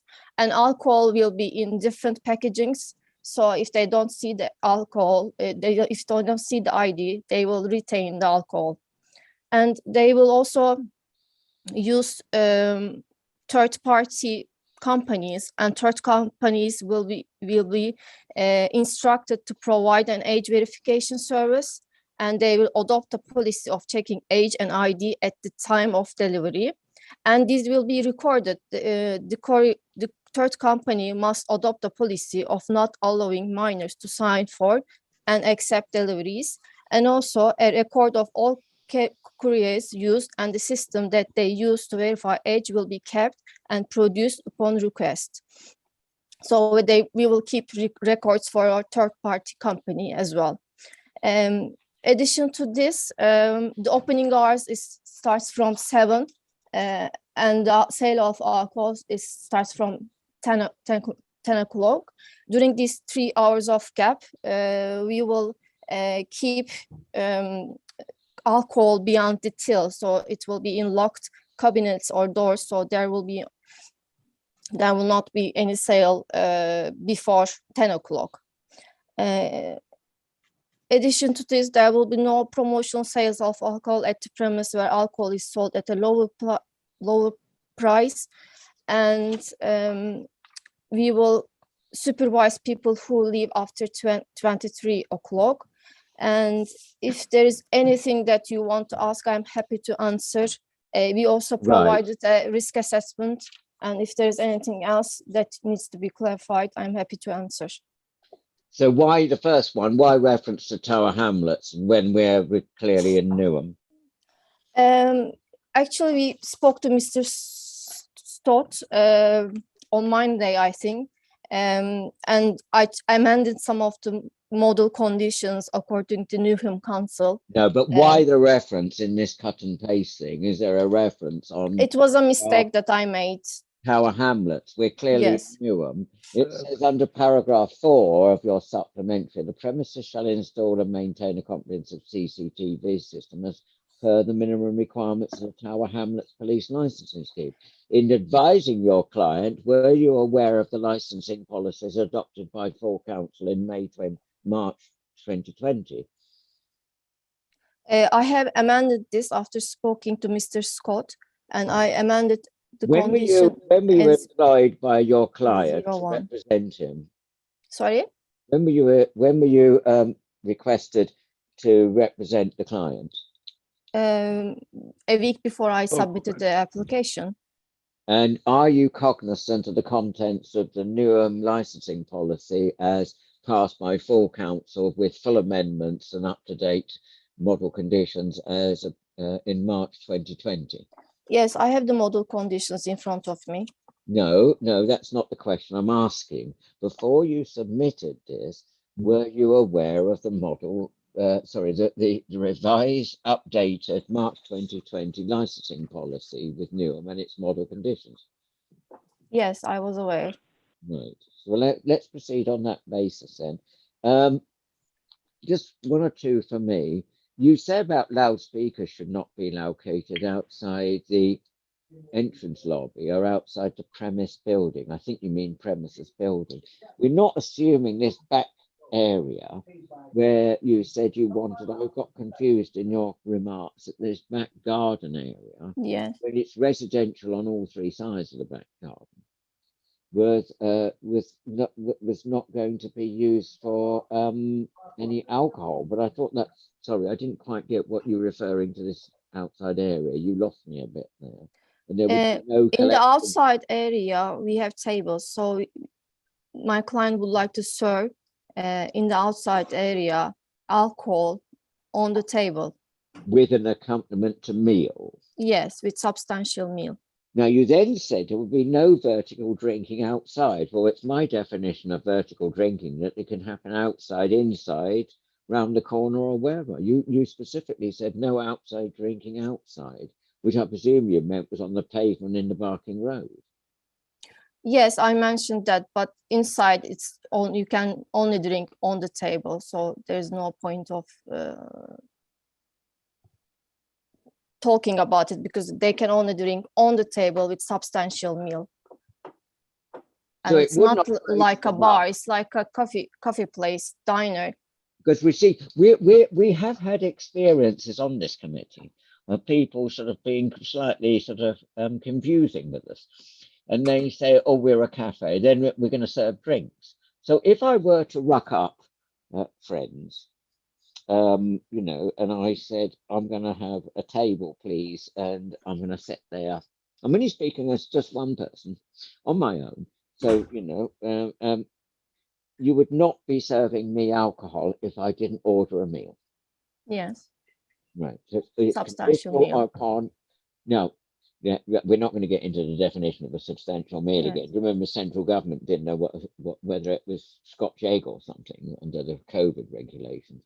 But you know, it's the condition in our model is about accompanying a meal. Can you point in your revised set of conditions where that's addressed?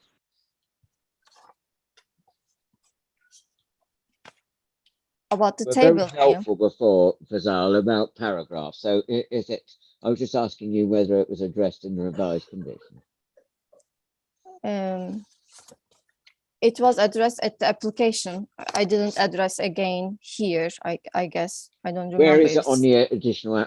Sorry, you know, we're all struggling a bit with this technology. Where was it under the original application?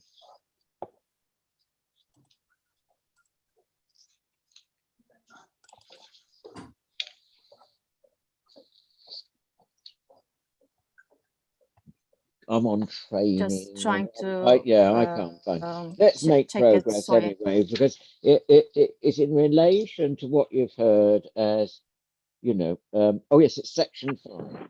It is a cafe shop. We would like to sell a table meal. Well, that's what I've said. Now, then you get takeaway sales. You see, will be done with food orders only. Yeah, takeaway sales will be done with food orders only. So, you know. Have you clarified that enough? You know, do you feel for this committee to be clear? If I've had my meal, and that was clear. I have to have a drink. Sorry, the only drink I get is when I sit down at a table. If I'm on site. Now, if I come with takeaway sales, they are only done electronically or over the telephone. Is that correct? Yes. You can't come in to demand a takeaway. Is that what you're saying? Yes, no pickup from the premise. No, but could you come off the street and demand a takeaway? No, we will not allow any takeaway sales. In order to prevent crime and disorder, we decided that we will not have any pickup from the premise. We will only do online delivery to residential places. And or people business. will be supplied alcohol with that, but only if they have food. Yes, if they only order. Sorry to labour this point. And where is that addressed in your revised conditions?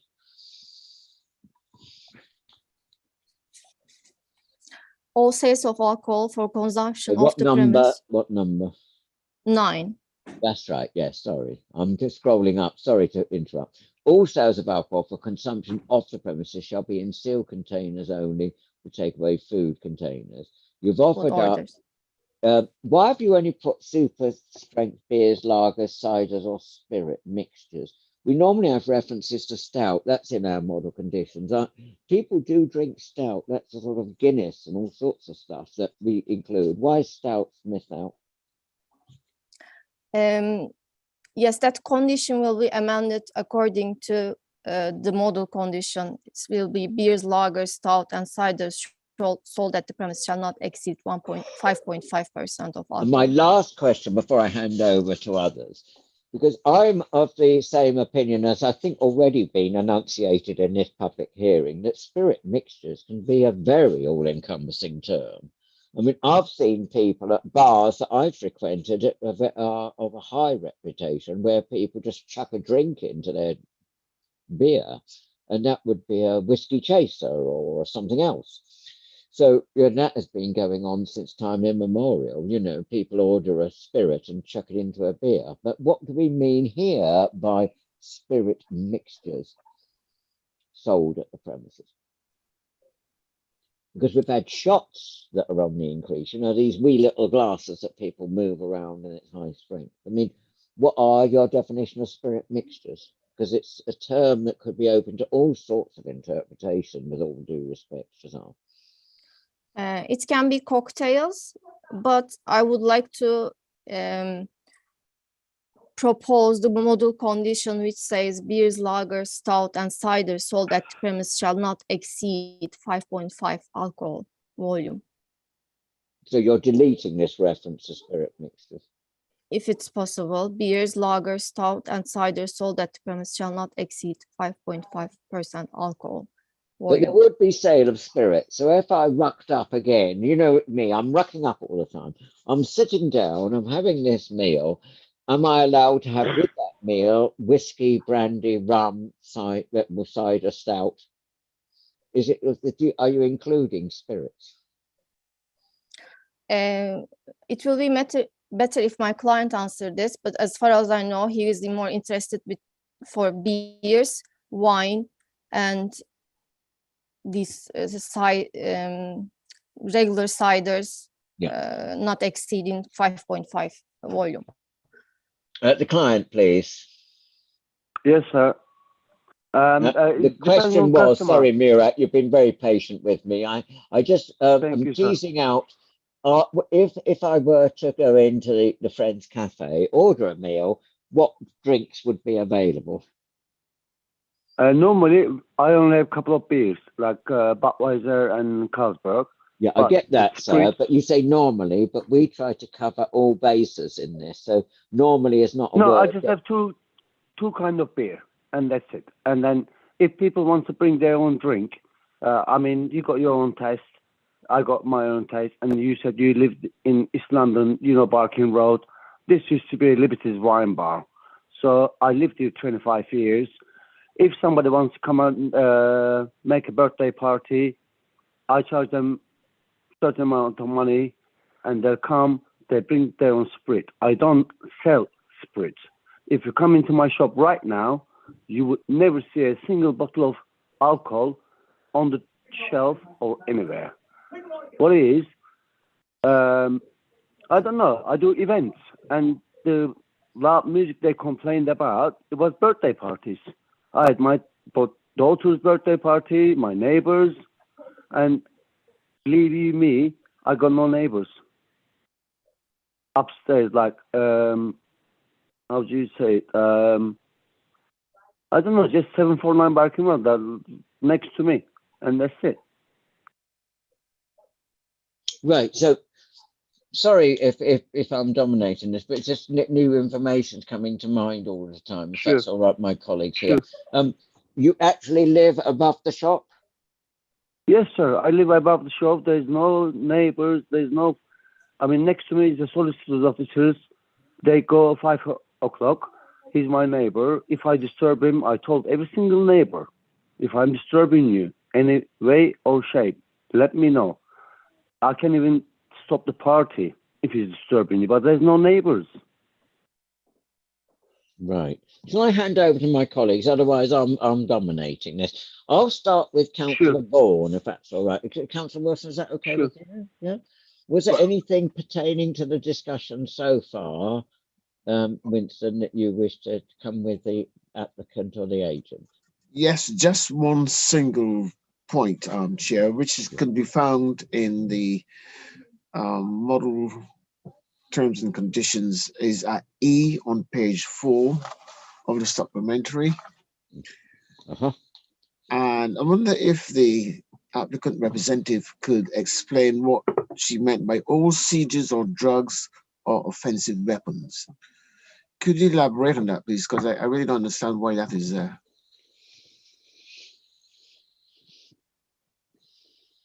Are you with me? Yes. Hello? The question was to the Belmore Solutions Yes. Limited representative. Paragraph E, all seizures of drugs or offensive weapons. My colleague was asking, why is that there?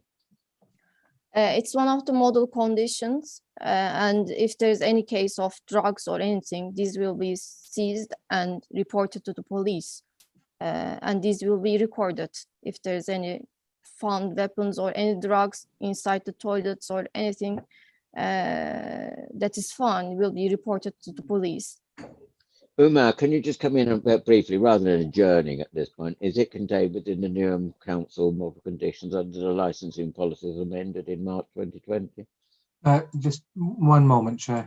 Unfortunately, I don't know it by heart yet. No, well, I wouldn't expect you to. It's your bedtime reading as it is, let alone having to memorize. But you see where I'm going, Winston, with your question. Shall we just park that particular point while Umar cross-references? Yeah. Okay. Yeah. We've heard from the representative, but I just wanted to double check. Anything further, just while it's your turn, as it were? No, that was all. Yeah. Yeah. I think the others have been addressed. Yeah. So Tony, then we'll come back to that point. And Umar, just to give you time to do some referencing. Tony? Sorry, you're on mute, Councillor Wilson. Okay, just come on. Hello, Murat. Thank you again for being patient with us. Need to ask you some very basic questions. How long have you owned Friends Cafe? 15 years. I lived in East London 25 years. I know West Ham fans. I know. I even got offered to run the bowling pub. Right. Okay. Thank you. What type of food does your cafe sell? Sandwiches, Brazilian food. It's not Brazilian. I don't know if that's Brazilian. Yeah. Brazilian food. Yeah. Google it. You will see it. Go on Instagram or Facebook or whatever it is.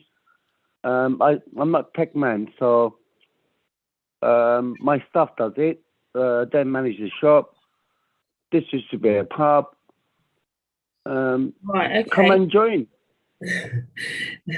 Thank you for the invitation, but let's get over this part first. So you do sandwiches in the daytime, so come mid-afternoon, evening, you then do heavier food, Brazilian food, is that correct? Yes. Right, okay. When these three complaints came with regards to music, you said it was like family events. Do you usually, or how often should I say, do you do events? Do you hire out your premises for private events? I do. Any birthday parties, funerals, anything like that. It can be different stories. My next door neighbor, the bookshop, the lady, Vivian, she's the one moaning about me. She's the one complaining. Otherwise, I got no neighbors. About 5:30 or 6 in the evening, everyone will be gone. Then I play my music. And all my neighbors, as I said, I lived here 25 years in this area. I worked in the kebab shop Crossroad. Everyone knows me. Everyone knows who I am. Murat, could you just kind of, because I've got quite a few questions I need to ask you. So if you could just answer my question so we can get through it quite quickly. Sure. Okay, so you have events at your premises quite regular. Mm-hmm. Do you have dancing? Do I have what? Dancing. When you have these events, do people dance? Oh, it's up to them. I'm not there. I just rent the shop. I just give them the keys and do what they want to do. They dance, they listen music. But if I get any complaint from the neighbors to my phone, I'll call them up. I'm saying, turn it down, don't do it, time to go home, whatever it is. Right, so just so I understand, the premises 749 belongs to you. You actually own the premises, but you rent it out. For the event, yes. If there's an event, if somebody wants to make an event, it's Right, my okay. restaurant. On a day-to-day basis, you run the premises. Yeah. No, Right. I don't run the premises in a minute. I gave it to Brazilian people. They are the one doing it. They are the one in charge of it. Right. Again, just let me be clear. You actually Yep. own the premises, or do you lease the premises? I lease the premises. Right. And But then you I rent it have a out to management. Brazilian people to run the business. I don't rent it out. I don't rent it out. I just give them as a management. Oh, so they manage the place. Right. So you pay them a wage. Yeah.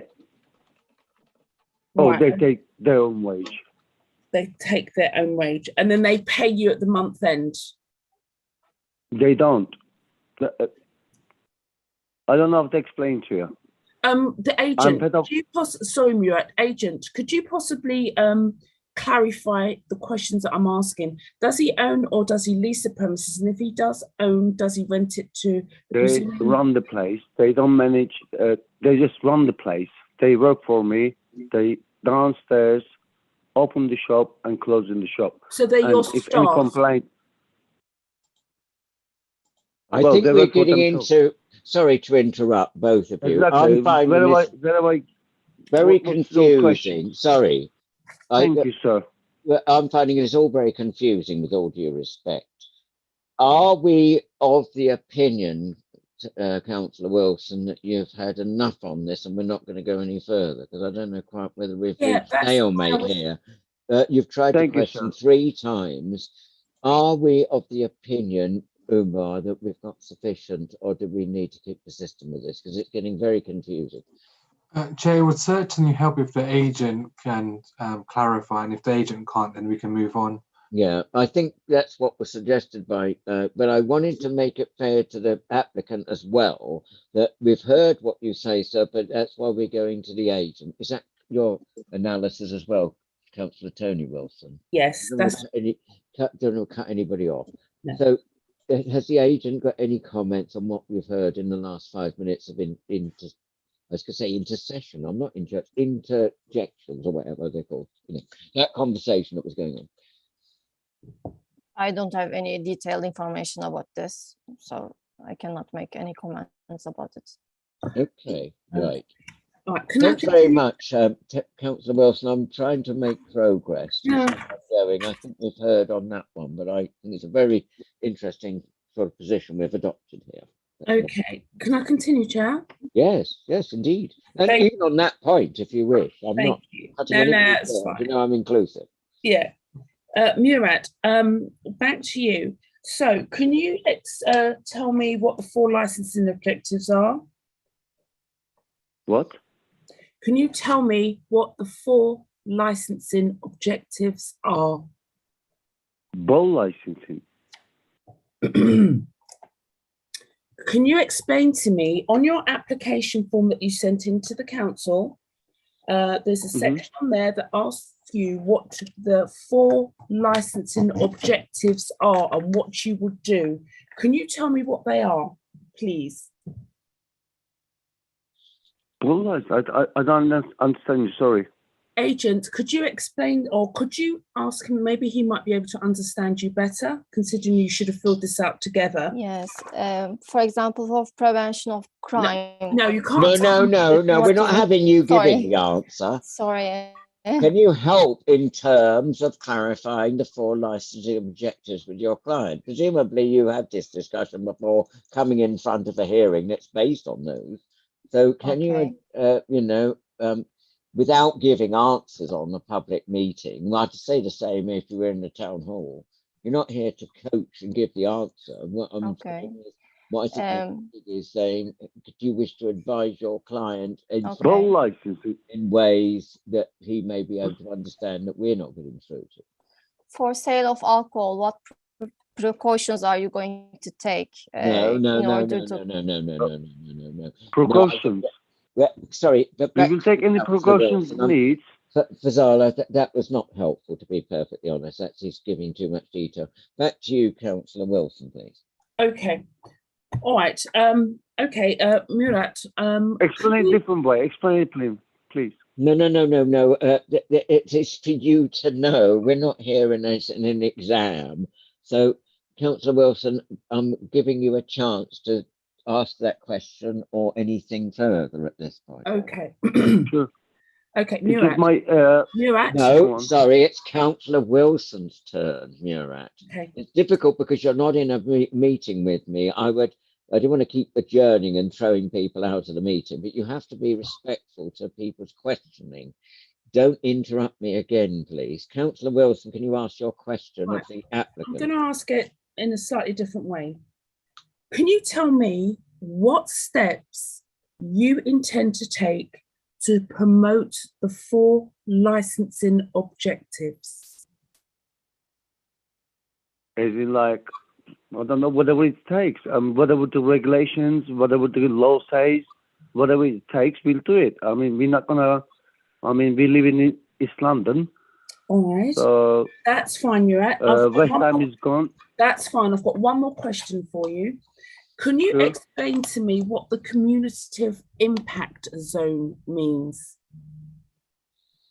Community impact zone. Yeah, the CI. I respect I respect them. They all know me. I lived here 25 years, so anything happens, they got my number. I look after their shop. They look after my shop. If anything happens, I respect them. Okay. Thank you, Chair. That's all I needed to know. Thank you. Yeah. Now back to the question that Councillor Vaughan asked. Are we in a position, Umar, to have that as part of the public discussion? If not, it's not necessarily integral to the discussion, but I did say about some cross-referencing to the model conditions. Yes, Chair, I did look at the model condition. It's not within Newham's model conditions, but it is something popularly used by agents and solicitors in their applications. So it's a common condition offered by applicants. Can you remind us what the question was? Because we've had about 6 since. What was the question again? Oh, sorry, Chair. I thought you was asking whether the condition offered in respect of seizure of drugs, yes, whether they were in the model condition. Was it in the model condition? I don't think so. Not in Newham's model condition. However, it is like widely accepted in the industry that applicants use those. That's been most helpful. Now back to Councillor Vaughan, whose question it was, and Councillor Vaughan, it's your chance to ask the applicant or agent further questions.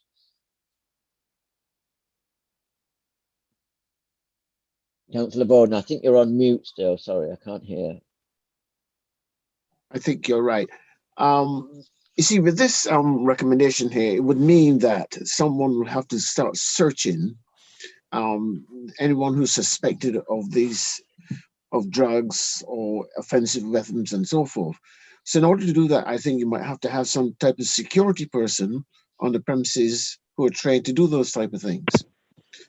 So that's the point I want to clarify. How could that be carried out? You know? They will have a zero drug policy at the premise, and they need to check their toilets, for example, if there's any drug activity at the toilets. That's one of the reasons, that's why it's added. But it's not like security, we need to do checks at the entrance of the premise. It's within the premise, you need to do some checks like toilets. They need to check if there's any drug activity at the premise. Okay, I think we'll have to accept that, Chair. Right. I don't think I can go any further on that. No, I'm going to say, I think that now I'm going back to this vertical drinking. I'm obsessed about vertical drinking sometimes. You said there'd be no vertical drinking in the back garden or something, which I found slightly odd. But anyway, you're saying there's not going to be any vertical drinking. What if I were to go along the Barking Road? We're opposite a statue of the famous World Cup players. So we're going across the road and I'm outside 749 Barking Road if we were to grant this license, and it's more pleasant weather, shall we say. But remember, we're putting a license, if we were to grant this, in place for whether it's fair weather or foul, and it's pretty foul sometimes at the moment nowadays. But are we looking at a sort of like tables and chairs outside at the front? No, we will not have it. We don't have any tables and chairs outside. And what if somebody were to come in wanting to smoke? They have to go outside and took a drink outside. We have a garden place for smoking, so they can smoke at the So garden. nobody at the frontage, adjacent to the frontage that's at the highways would run, the pavement in other words, 749 Barking Road, there'd be nobody outside drinking. Yes, there will be no outside drinking, and my client only responsible for the frontage of their shop, so he will not allow any drinking or queuing in front of their premise. You did say that there'd be a dispersal policy. Yes, we will supervise We're people in after 23. After when? After 11 p.m. Well, what about before? Don't people get drunk all day sometimes? But this is not cumulative impact zone. Yeah, I understand you. But Normally, as the police, I think so, we don't normally have problems with cafes, but it's come before us because there were so many question marks for us about whether it was going to be vertical drinking, what's the garden, and and due diligence on credit card payments, etc., and high strength beers, lagers, and all the rest. So we had a lot of questions for you.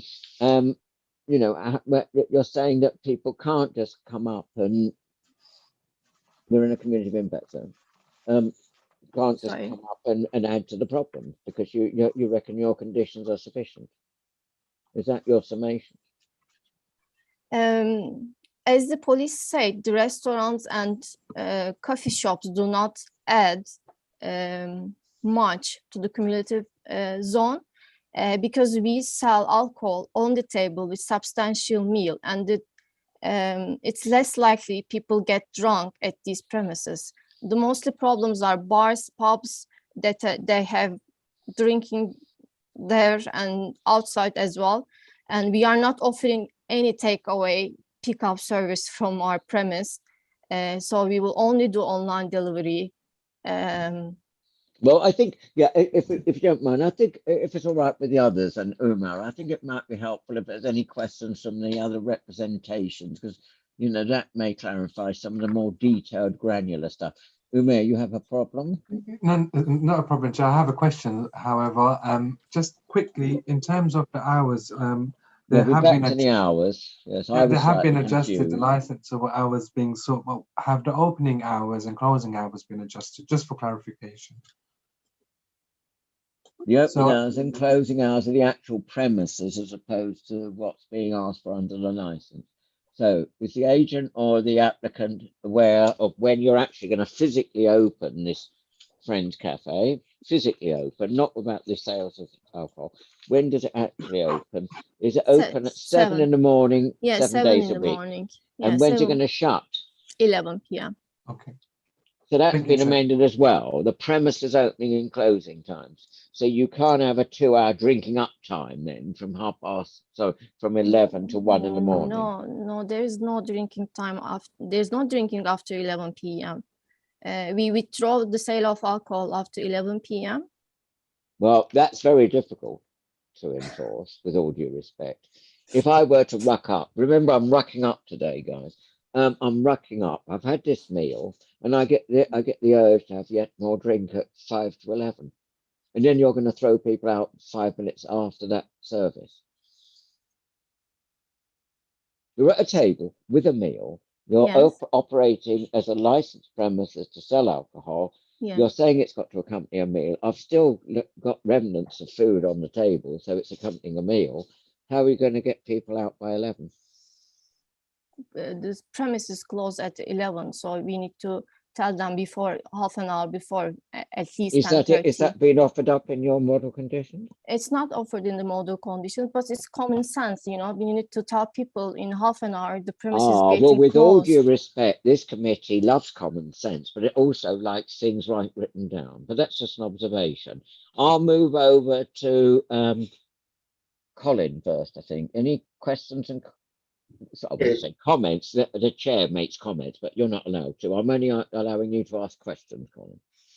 Yeah, just following up from Umar's, really. I was going to ask a question, but Umar sort of stole my thunder a little bit. But well, yeah, do continue to be thundering.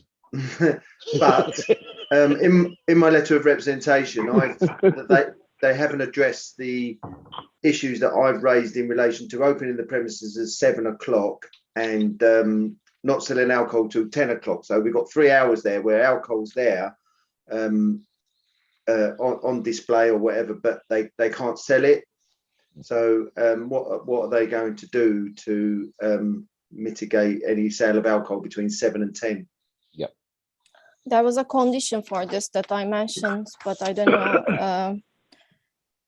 21, condition 21, outside of hours authorized for sale of alcohol or alcohol within the trading area is to be secured behind locked fridge or cabinet doors.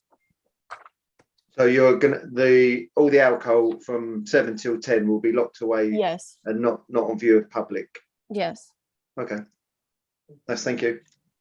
Is that it, Colin? Sorry. Thank you. Yeah. Yeah. Ian, anything? Ian, can you hear me? Sorry, Yes, I'm trying Chair. to bring you in. Yes, Chair. I've got a question for Murat. Yes, sir. If you were to get a license, will you be closing the premises each day? I'll be here. I got living in job. I live upstairs, so I'm always here. Always supervise them, and I make sure everything is in according to order to by law. Okay, but you a few minutes ago you said that you gave the keys to these people and let them open up and close up. Yeah, I mean, as I said, I live here. I don't have to wake up 7 in the morning. I'm the boss. So they come, they open the shutters, they come in, they do what they do, and that's it. I'm just watching them. I'm here. I go if they need me. I'm always here. I got living in job. So if anything happens, as I said, I deal with West Ham fans and anything. Trust me, I know how to run a pub. But it's a pub, is it? As the lady said, it's not a pub, but restaurant with a meal. Like when you take your family, that you can have burger and a beer. Simple. Okay. I'm trying to keep the community going on because I lived here 25 years. Okay, I don't have any further questions, Chair. Right. Looking around my and I got 2 screen. kids. Sorry, Murat. So I'm trying to bring in others to ask you or your agent questions. George, you've been very patient with me. I'm on 2 screens, one of which keeps flickering at me. But George, questions for trading standards, please. Yeah, Chair, just one question, because Merritt mentioned he give the people, let them run, I think, functions or events, he called them, and let them get on and bring alcohol themselves. At such events, how does he check that they're eating food with the alcohol?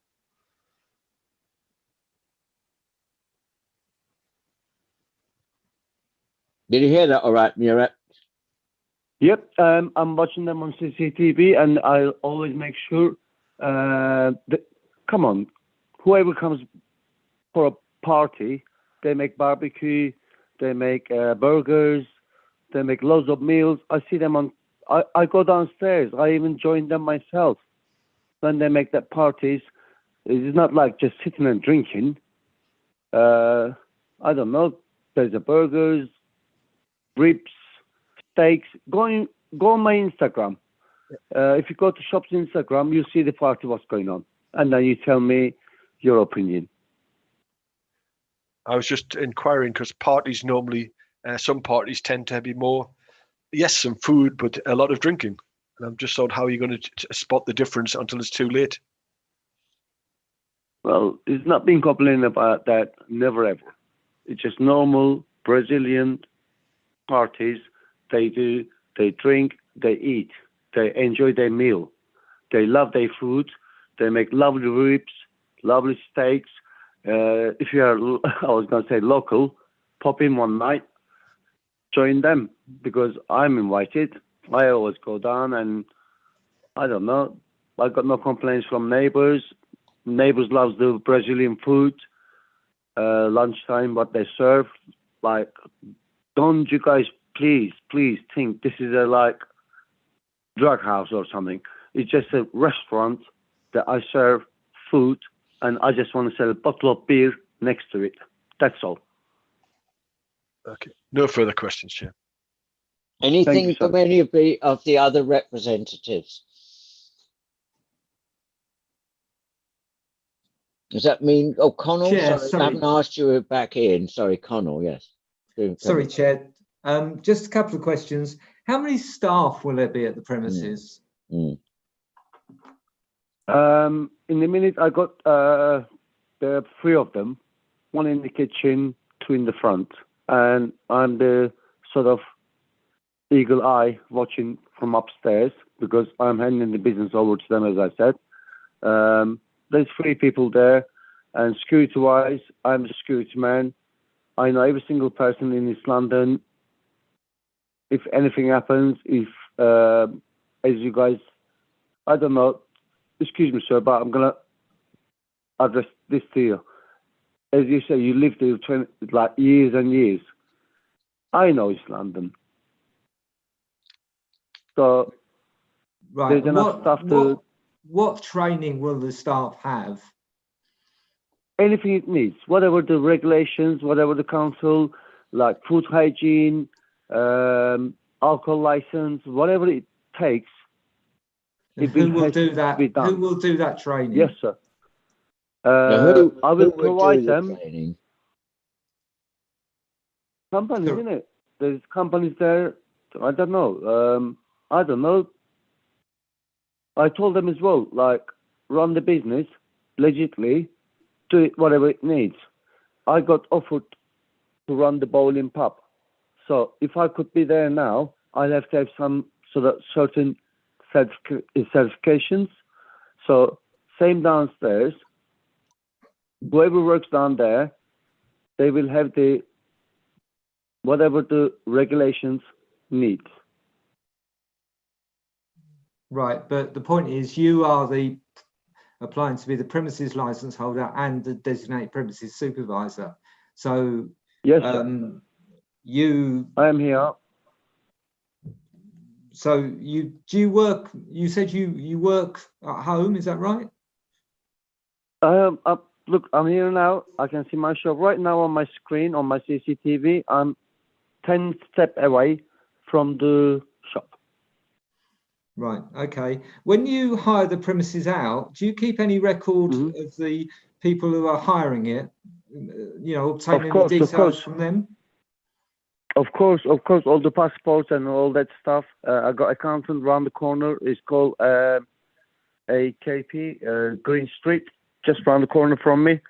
And whoever works for us, they have to take their passports and their documents, make sure they are legally stay in the country and all that. Right. Okay.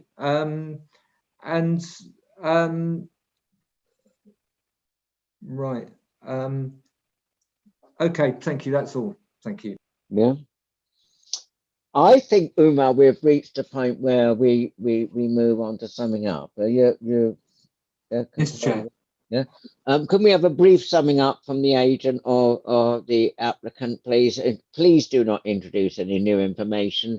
We have been here quite thoroughly dissecting all parties, we feel. So, Fazal, I don't know if you've come before me or any of us. We are quite a dissecting committee, as you can experience. So this is not your chance to sort of like speak for another 10 hours or something. It's merely a brief summing up, please.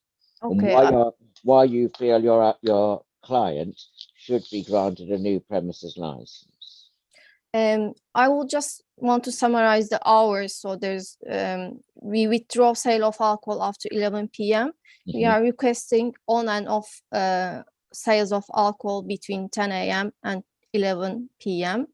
and the opening hours is from 7 a.m. to 11 p.m. Alcohol will be sold only on the table with substantial meal, and takeaway sales will be done only online delivery, and there will be no pickup from the premise. We provided a risk assessment according to 4 objectives, licensing objectives. we believe that we can manage the premise according to these objectives. And if there's anything extra condition that needs to be imposed, we would like to happy to do it in order to prevent any crime or disorder in the area. Many thanks. Thanks very much. Thank you. Very nice and brief. Excellent. Now, can we please facilitate the decision? We're now passing a resolution, which is our custom. I'm talking to the people watching, and we have got people watching, by the way. That's why I was like the screen on. We'll be saying the same in the town hall. This is where we pass a resolution to deliberate in private. That's the 3 elected members, and we take with us our clerk and legal advisor to provide advice on procedure and law as required by us members. So, Pauline, can you facilitate that and give us a clear instructions again? Thank you. Yes, if everyone could accept the join and go into your breakout rooms, and I'll put up a holding slide. And we're still live on YouTube, so please mute your mic and video if you don't go into a joining room. Thanks ever so much, Pauline, for all your help. Thank you. Okay.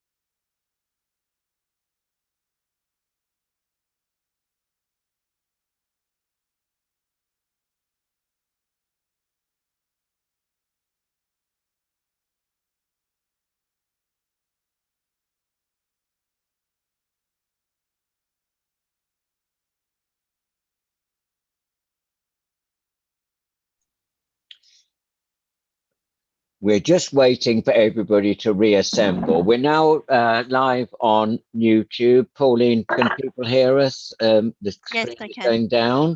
Yeah. So we're reconvening everybody. One Can I just? person short, Chair. Yeah, I'm not starting, Pauline. I'm just doing a quick sound check for everybody because it's important everybody can hear the decision. Can everybody hear me so far? We're still waiting for the applicant or their agent. Yeah, the applicant is here, but not the agent. I'm here. Yeah, is your agent had to go off for another commitment or? Let me call them up on the other line, see what they say. Okay, yeah, Sorry, that's sir. fine. Yeah, because sometimes Sorry, I people apologize.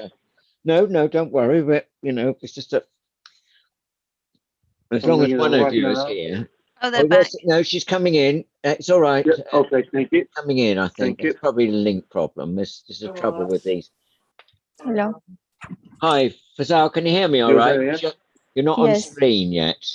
Sorry, There you go. Thank you. It's probably, it's a bit, we're saying to your client, it's a bit difficult sometimes with these links, but thank you very much. Can I first start off by saying thanks for your patience, everybody, particularly the applicant. And we've heard you on the phone. I know you've had some issues. I had issues with the laptop and phones going off and all sorts of things, but thanks very much for your patience and the way you've conducted yourselves throughout. We have reached the decision and I will ask the clerk to read it out, please. Nisha? Thank you, Chair. Can you hear me okay? Yes, can everybody hear? Yep. Having heard all submissions, both written and oral, the licensing subcommittee have decided to refuse the application. A full written decision with reasons will be provided with the aim of it reaching all parties in 5 working days. It just remains for me to say that the applicant and the responsible authorities may appeal against that decision to the Magistrates' Court. That's within the period of 21 days. Thank you very much, everybody. Item 4 of our agenda has been withdrawn, so I'm now declaring the meeting